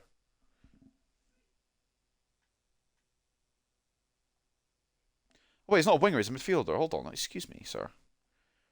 We'll update it for you. You're not going to be midfielding, you're going to be winging. It's a whole different role. Everybody else is looking okay just now. Nobody I need to worry about. We're at the next game, aren't we? Blackpool. Right, sweet. Everything I need to do within the squad, I think we're fine. And Youth Academy, we're fine as well. Well, that ends an episode of, I guess, I don't really know what to call it, to be honest. That ends an episode of bullshit, I suppose.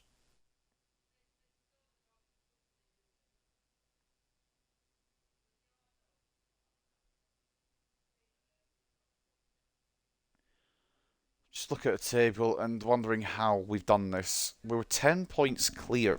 10 points clear. And now we've halved that. We still sit top anyway, thank God. Hartlepool on 75 points, Nottingham Forest on 70. In the playoffs, it is West Brom, Burnley, Norwich, and Crystal Palace. Reading down, this is how the rest of the table looks. We'll update for every day on that championship table. With Sheffield United, thank God, fuck them. I still hope they get relegated now. If more than anything, if they didn't before. Rotherham in there as well. Peterborough probably already down. I don't think it even needs to be said that they are fucking woeful. 13 points. One win out of 33. Fucking hell. Relegate them now. Just save time. Save the process. FA Cup, where are we at? Round 5. Did Northampton get past Liverpool? Damn it. That would have been funny. Although, fucking Man United got knocked out of Huddersfield. Sunderland knocked out Everton. Sunderland are in the round of 16. So Blackburn and Coventry. Wait, Coventry are League One, I think, now. Fair fucks, man. Fair fucks. How's the Champo looking? Round of 16. They played the first leg. These are the games. Europa League. Preliminary round still going on down there. Rangers and Celtic in the same preliminary round. Interesting. And then the conference preliminary round looks like that. Where are we at? 19th of February. So that means Rodriguez should be back next episode. 2 weeks. Wilson will not be back next episode. Just to cut it short, he's still got 3 months with his ACL injury, which is pain literally for him and for us.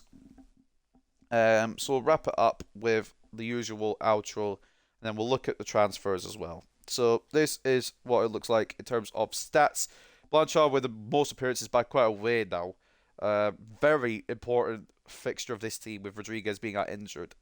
21 goals, 17 for Rodriguez, 13 for Carpenter. But Carpenter's breakout season has been phenomenal. Nothing short of phenomenal. Potential to be special.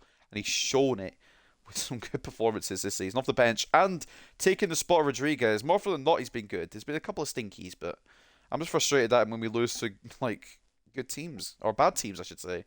7 and 3 for Wilson, 7 goals before he got injured. Not too bad. 6 for Barlow, 5 for Maresca, 5 each as well for Roberts and Cochrane.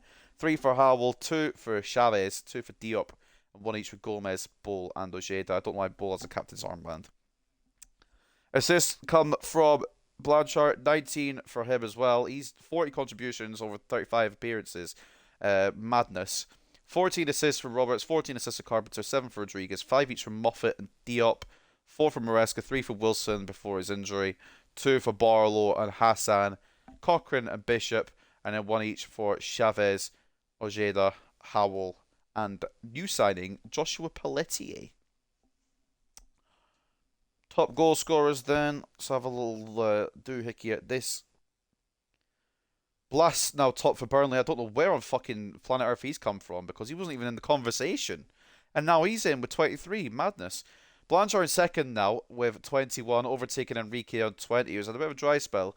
Rodriguez now in 9th with 16. And I don't think anyone else. And Carpenter does now enter into the top 25. He's in number 17 with 11 goals. Assists coming from Blanchard. Roberts and Carpenter are also up there with 13, but Blanchard clear at 19.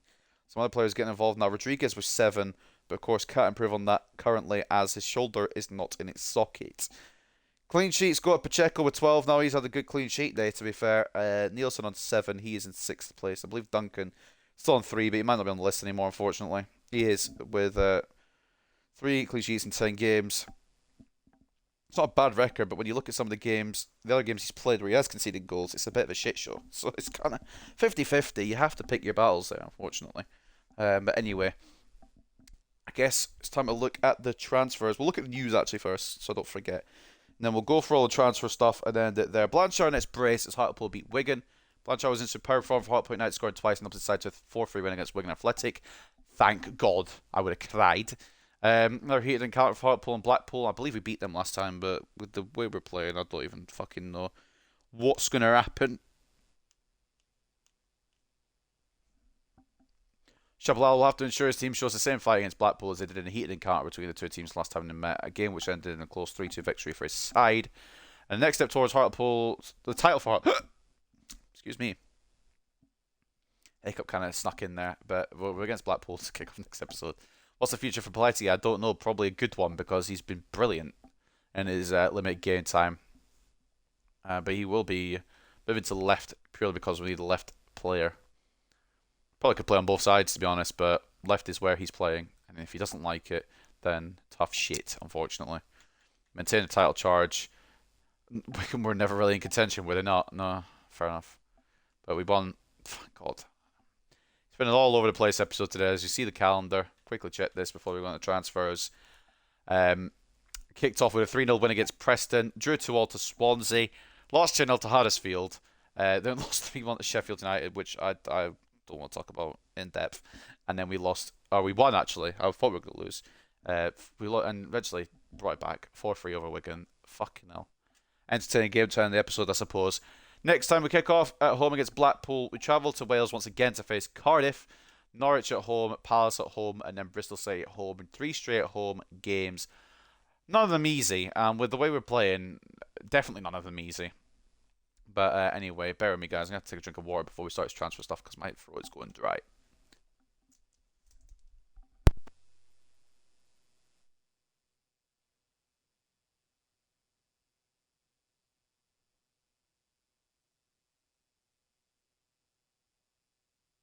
So first of all, I'll walk you through the biggest deals of the transfer window down to 50 million. I'm only going to read the January ones, and then we will go through our business in its entirety afterwards. So the biggest move of the season came in January. Harvey Elliott moved to Bayern Munich for 134.8 million. Are you on fucking crack, boys?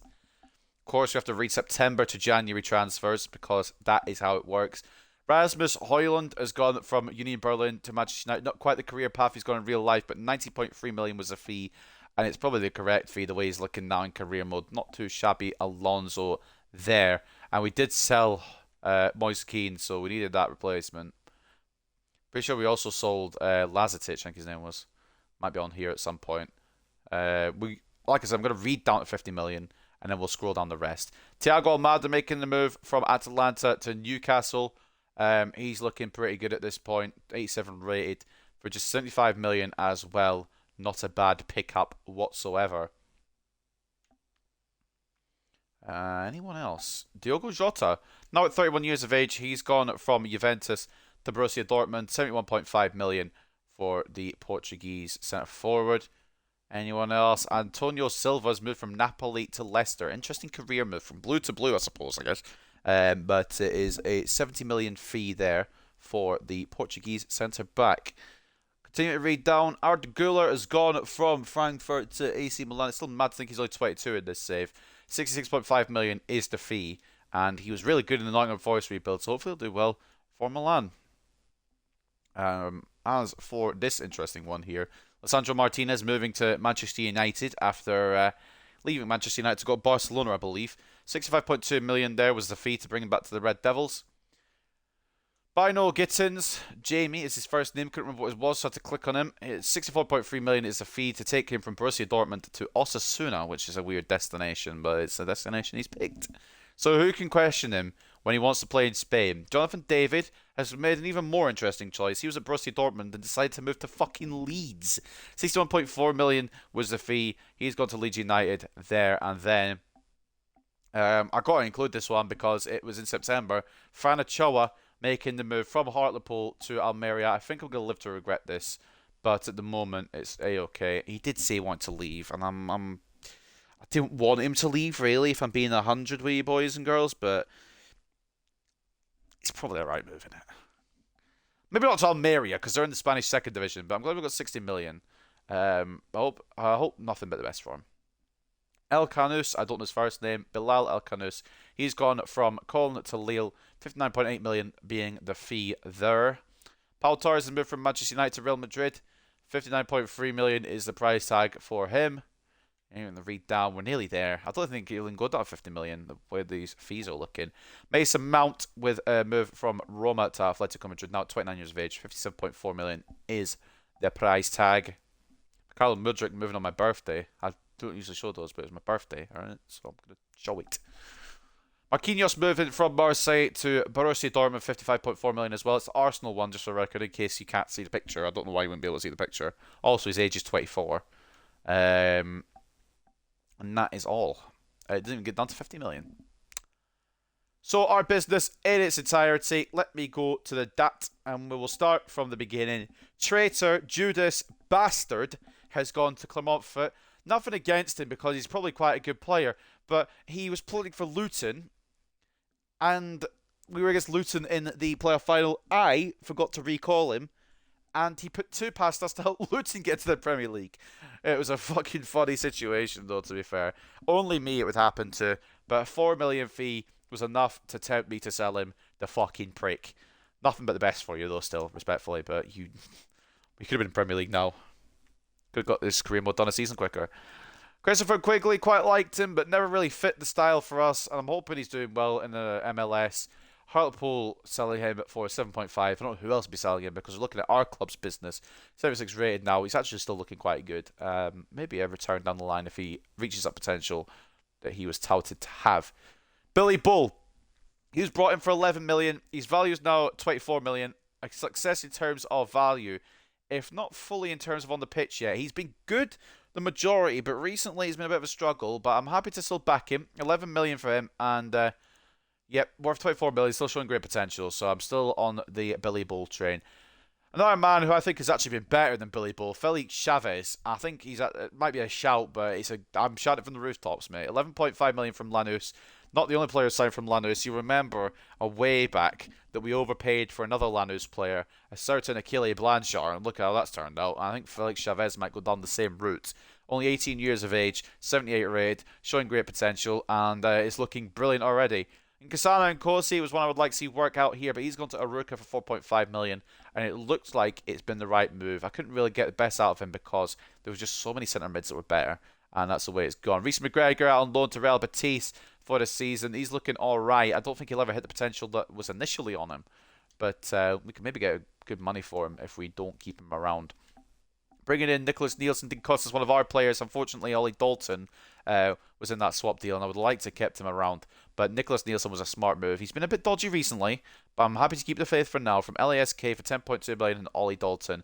He's done well, and he'll probably be the keeper heading into the Premier League. I don't know what we'll look at from then on out. Lebohang Malangu, 4.5 million is the fee for him. Would have liked to see him succeed here, but it was just loan after loan after loan. Didn't really grow with the rest of the team, unfortunately. He's gone to Luton 4.5. Hopefully he's enjoying the Premier League, honestly. I wish nothing but the best for him. Never a bad player. This man right here, I could tell you stories about this man. Was an absolute shitter on his debut. Absolutely diabolical on his debut. But my word, the amount of work he put in towards the end of last season to get us into those championship playoffs will never be forgotten, never be understated. Burn Jacobs, we salute you. I hope you're enjoying Chavez, mate. Never would have got better than what he is currently, which was a smart move to offload him when we did. But my God, what a cult hero. I know we didn't get to the Premier League, but a cult hero in that journey. 4.55 million was the fee, and it was a good fee for him as well. Absolutely take that. Hugo Hansen moving to Celta Vigo on a loan deal. Still looking quite nice, but it's going to be a matter of separating the wingers next season, and I don't know if he'll still be around. We'll have to wait and see. Ruben Adams moving on loan to Celtic. I thought he would grow a bit more. Hasn't quite grown in the way I expected. He's actually left-footed, so probably work better off the left, but I think we've got better right-back options now, so I'm happy to move him on when he comes back. Lebohang Shabalala, I don't know how we kept him around for so long. I think I know partly why. It's because of his name being Shabalala, but that's still beside the point. He is now at Bastia for 1 million, which is nothing but the best for him, but never really broken here. Um, Samuel Porter, one I actually quite liked, but the potential did not favour him. He went to Sparta Rotterdam for 1.8 million. Right move there. Sunguli Shabalala, look at him already. He's definitely going to be in the plans next year, and I don't know what we're going to do wing wise because we've got three class right wingers, and I don't want to get rid of any of them. I think maybe we loan out Barlow next year just purely so we can see the South African brilliance of Masunguli Shabalala. But we shall see there as well. Omar Hassan, we signed his backup on a free agency in August. 75 rated now. He actually does look alright. I don't think he'll be anything superb, but he's not anything that bad. A free agent, so we can't really be mad at it. Got him for nothing. George Higgins, loan out to Parma. He had the potential to be special tag before he left, so I'm hoping to see a bit more growth out of him. A couple more loan deals later, he might be the one in between the sticks. But he's doing well, and would like to see his progress fully when he comes back. Another one doing well is Reece Briggs. It's going to be a long road for him, but the potential tag excited me. And his loan growth this year has been good so far. It's going to take a lot of work. I don't think he'll ever break into the first team, but it'd be a good talent to either make money off of or having cup games or some just kind of depth. The big move we already know happened in September. Fran Ochoa, 60 million to Almeria. Again, I can't say much more about this kid. Was a fantastic player leading up the league towards a championship. Unfortunately, it was Duncan Wilson, and he had a breakout season. And it displaced Fran Ochoa to the point where he was upset about not being first choice, asked to leave. We accepted the decision. I didn't like it because look at those stats. Look at that man. Fantastic player. And I thought it would be with me till the end, to be honest with you, but fortunately not to be. Bobby Hobbs, great loan growth, and whether you like it or not, Jordan, if you're seeing this, I know you're not in the chat right now, he is going to be a fixture next year. Look at that fucking growth. 78 rated, definitely a player that's going to be involved a lot more. With the exciting prospect tag, I'm not surprised that he's grown in the way that he has. He'll be coming back and he'll be getting stuck in. Eduardo Esposito moving to Dynamo Dresden, 1.75 million. Would like to see him come good, but the potential didn't really pan out, and I'm sure he'll be happier in a club where he's getting game time. So best of luck to him. Nemeni and Kosi loaned him out to Venezia. I would like to get him gone on a permanent deal, but we just haven't been able to yet. Once he comes back, I think he will be gone. And I don't know how he's lasted 6 seasons, quite frankly, to be honest with you, but he is going to be gone when he comes back from Venezia, unfortunately. I usually say there's some that probably, like, I'll never confirm anyone's departures before the end of the season. Like, I think there's probably still hope for them. I'm going to be a bit more ruthless this year because we need to be if we're going to hit Premier League. Ronnie Hansen, a character if nothing else, a great player on his day as well. Just a potential stiff them. I'd love to keep him long term. Potential was not on his side, unfortunately. We moved him to Genk for 3.5 million. I'm not regretting it, but I would have liked to see him work out realistically. Prince Ibrahim on loan to Rayo Vallecano. Still hoping to see the best out of him as the save progresses. I'd like to see maybe 76, 77 before the end of the season. 6'6", brilliant option to have. I think he'll be a fourth choice centre back. We'll move on Galloway at the very least at the end of the season, and I think barring anything else, Prince Ibrahim will get some kind of involvement. Teddy Austin will be going to has got Lazio on loan. And I'm going to be honest, I'm probably going to sell him. We only brought him in for an objective, and I wasn't planning on keeping him long term. He does have a 2-year loan, though, so he'll be with the club for a little bit longer. Fran Marino, another one I really want to work out, and he's up to 79 now. I just need to find the balance in the midfield. I also need to find who I want in midfield, because we have now got 5 very good midfielders that I can think of off the top of my head. Probably have more. But we've got Maresca, we've got Diop, we've got Cochrane, we've got Hobbs, and we've got Marino. And it's going to be hard to separate it. Maybe I'll just keep them all around. I would just rotate as much as I can. I don't know. I don't want to really lose any of them. But I think, I hate to say it, if it's going to be one to go, it will probably be this lad. The way I hyped him up as well when we signed him, it's a bit mad to think that, but out of all of them, I think it might have to be Fran Marino. But I'm not making any decisions on that yet. Dermot Kosi leaving for 5 million. He went to Utrecht. Never really was going to get in the first team with the quality we have, unfortunately. So nothing but the best for him, of course, as well. I wish nothing but the best for him in his future endeavours. Noah Armstrong has had a great loan spell, and I'm hoping to loan him out again next year and improve even further. Louis Myers as well, decent growth, but it's going to take a long time. I'm wondering whether it's just to cut our losses and sell him on. And I say cut our losses. He's probably going to be something good in the future, but I don't know how to handle him. We'll see at the end of the season. We brought in the main target of this season anyway, Mario Orellana, as well, I wouldn't say backup left back, a rotating left back with Moffat. He is the backup, but we're not going to tell him that face to face because he might get a bit upset. 27.9 million for him. Paid quite a bit, but it's worked so far. He defensively needs work. Offensively is fun to use, so it's a mix really. I could always switch him to a left mid, but I'm not going to commit to that yet. Especially if Moffat gets injured, we need Oriana. So Ellis Skinner is the next departure, and 1 million for him sounds about right. Didn't really have brilliant potential, probably good enough for Bastia though. Wish him nothing but the best, of course, in his future endeavours. Ezra Lucas will go out on loan to Pisa. I think this is probably more of a last chance Ezra Lucas loan because I don't remember his potential. When he comes back, we'll take a look at it and review it. But I think it's going to be Prince Ibrahim. That'll be my fourth choice heading into the Premier League. Lewis Harper. It's going to be a big, difficult fucking run for him here. But I reckon he's got the ability to do it. He's got to Tranmere on loan for the rest of the season. We'll see what happens there. Ezra Jennings, another one on loan to Cremonese for the rest of the season. Could be a good little left back. We'll have to see how that pans out. It's a long way to go to catch up to what we've got though. So we'll just have to see. We've signed another left winger just for depth, just because we need that option with the Wilson injury. We brought in Joshua Pelletier for probably more than he's worth. 15 million was the fee. We could have gone for 10.5 according to the chief executive or whatever the fuck it's called, chief assistant, whatever he's called. But his value is actually more than what we paid for him now, so I'm taking it. And then the final bit of business then, it was Wheeler on loan. Jasper Wheeler was his first name. Well, Jasper was his first name. Wheeler was his second name. And he's grown quite well on loan so far. So hopefully he might be a long-term prospect if we do this for a few more seasons, which I reckon it'll be at least 3 more seasons after this. So maybe he'll break in. I don't know. But ultimately, I think after this season, once we get to the Premier League, youth academying, as in using the youth academy, will probably come to a halt. Unless it's for an objective, in which case we'll probably come back into it. But beyond that, we won't be using the youth academy. We'll be going for free agents and just sticking with what we got, I think. But that is going to wrap up this bloody long episode, ladies and gentlemen. I need to get going because I need to go for 6. So I forgot that I had to go for 6. But thank God we wrapped up in a good amount of time. Just for the record as well, the manager rating is a piece of shit, to be honest with you. So we'll just quickly go over these objectives. Win the league title. I mean, honestly, that's in jeopardy now. We should do it, but the Celtic players assigned 3 important players to replace them. Yes. Finish the season without a transfer budget, unspent transfer budget. Probably not. Within 2 seasons, have at least 1 player from the youth academy signed the first season, play at least 50% of the games in the next season. I think we've done that. I wish it would say who's eligible for that, but it doesn't. Brand exposure, we've done both, and that was medium. Financial, we've done the top one. The bottom one should be done, but for whatever reason hasn't ticked it off.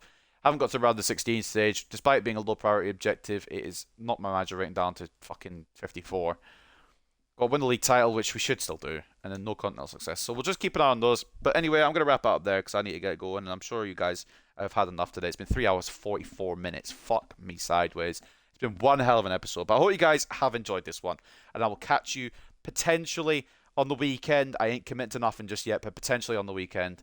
But like I said, hope you guys have enjoyed, and yeah, peace.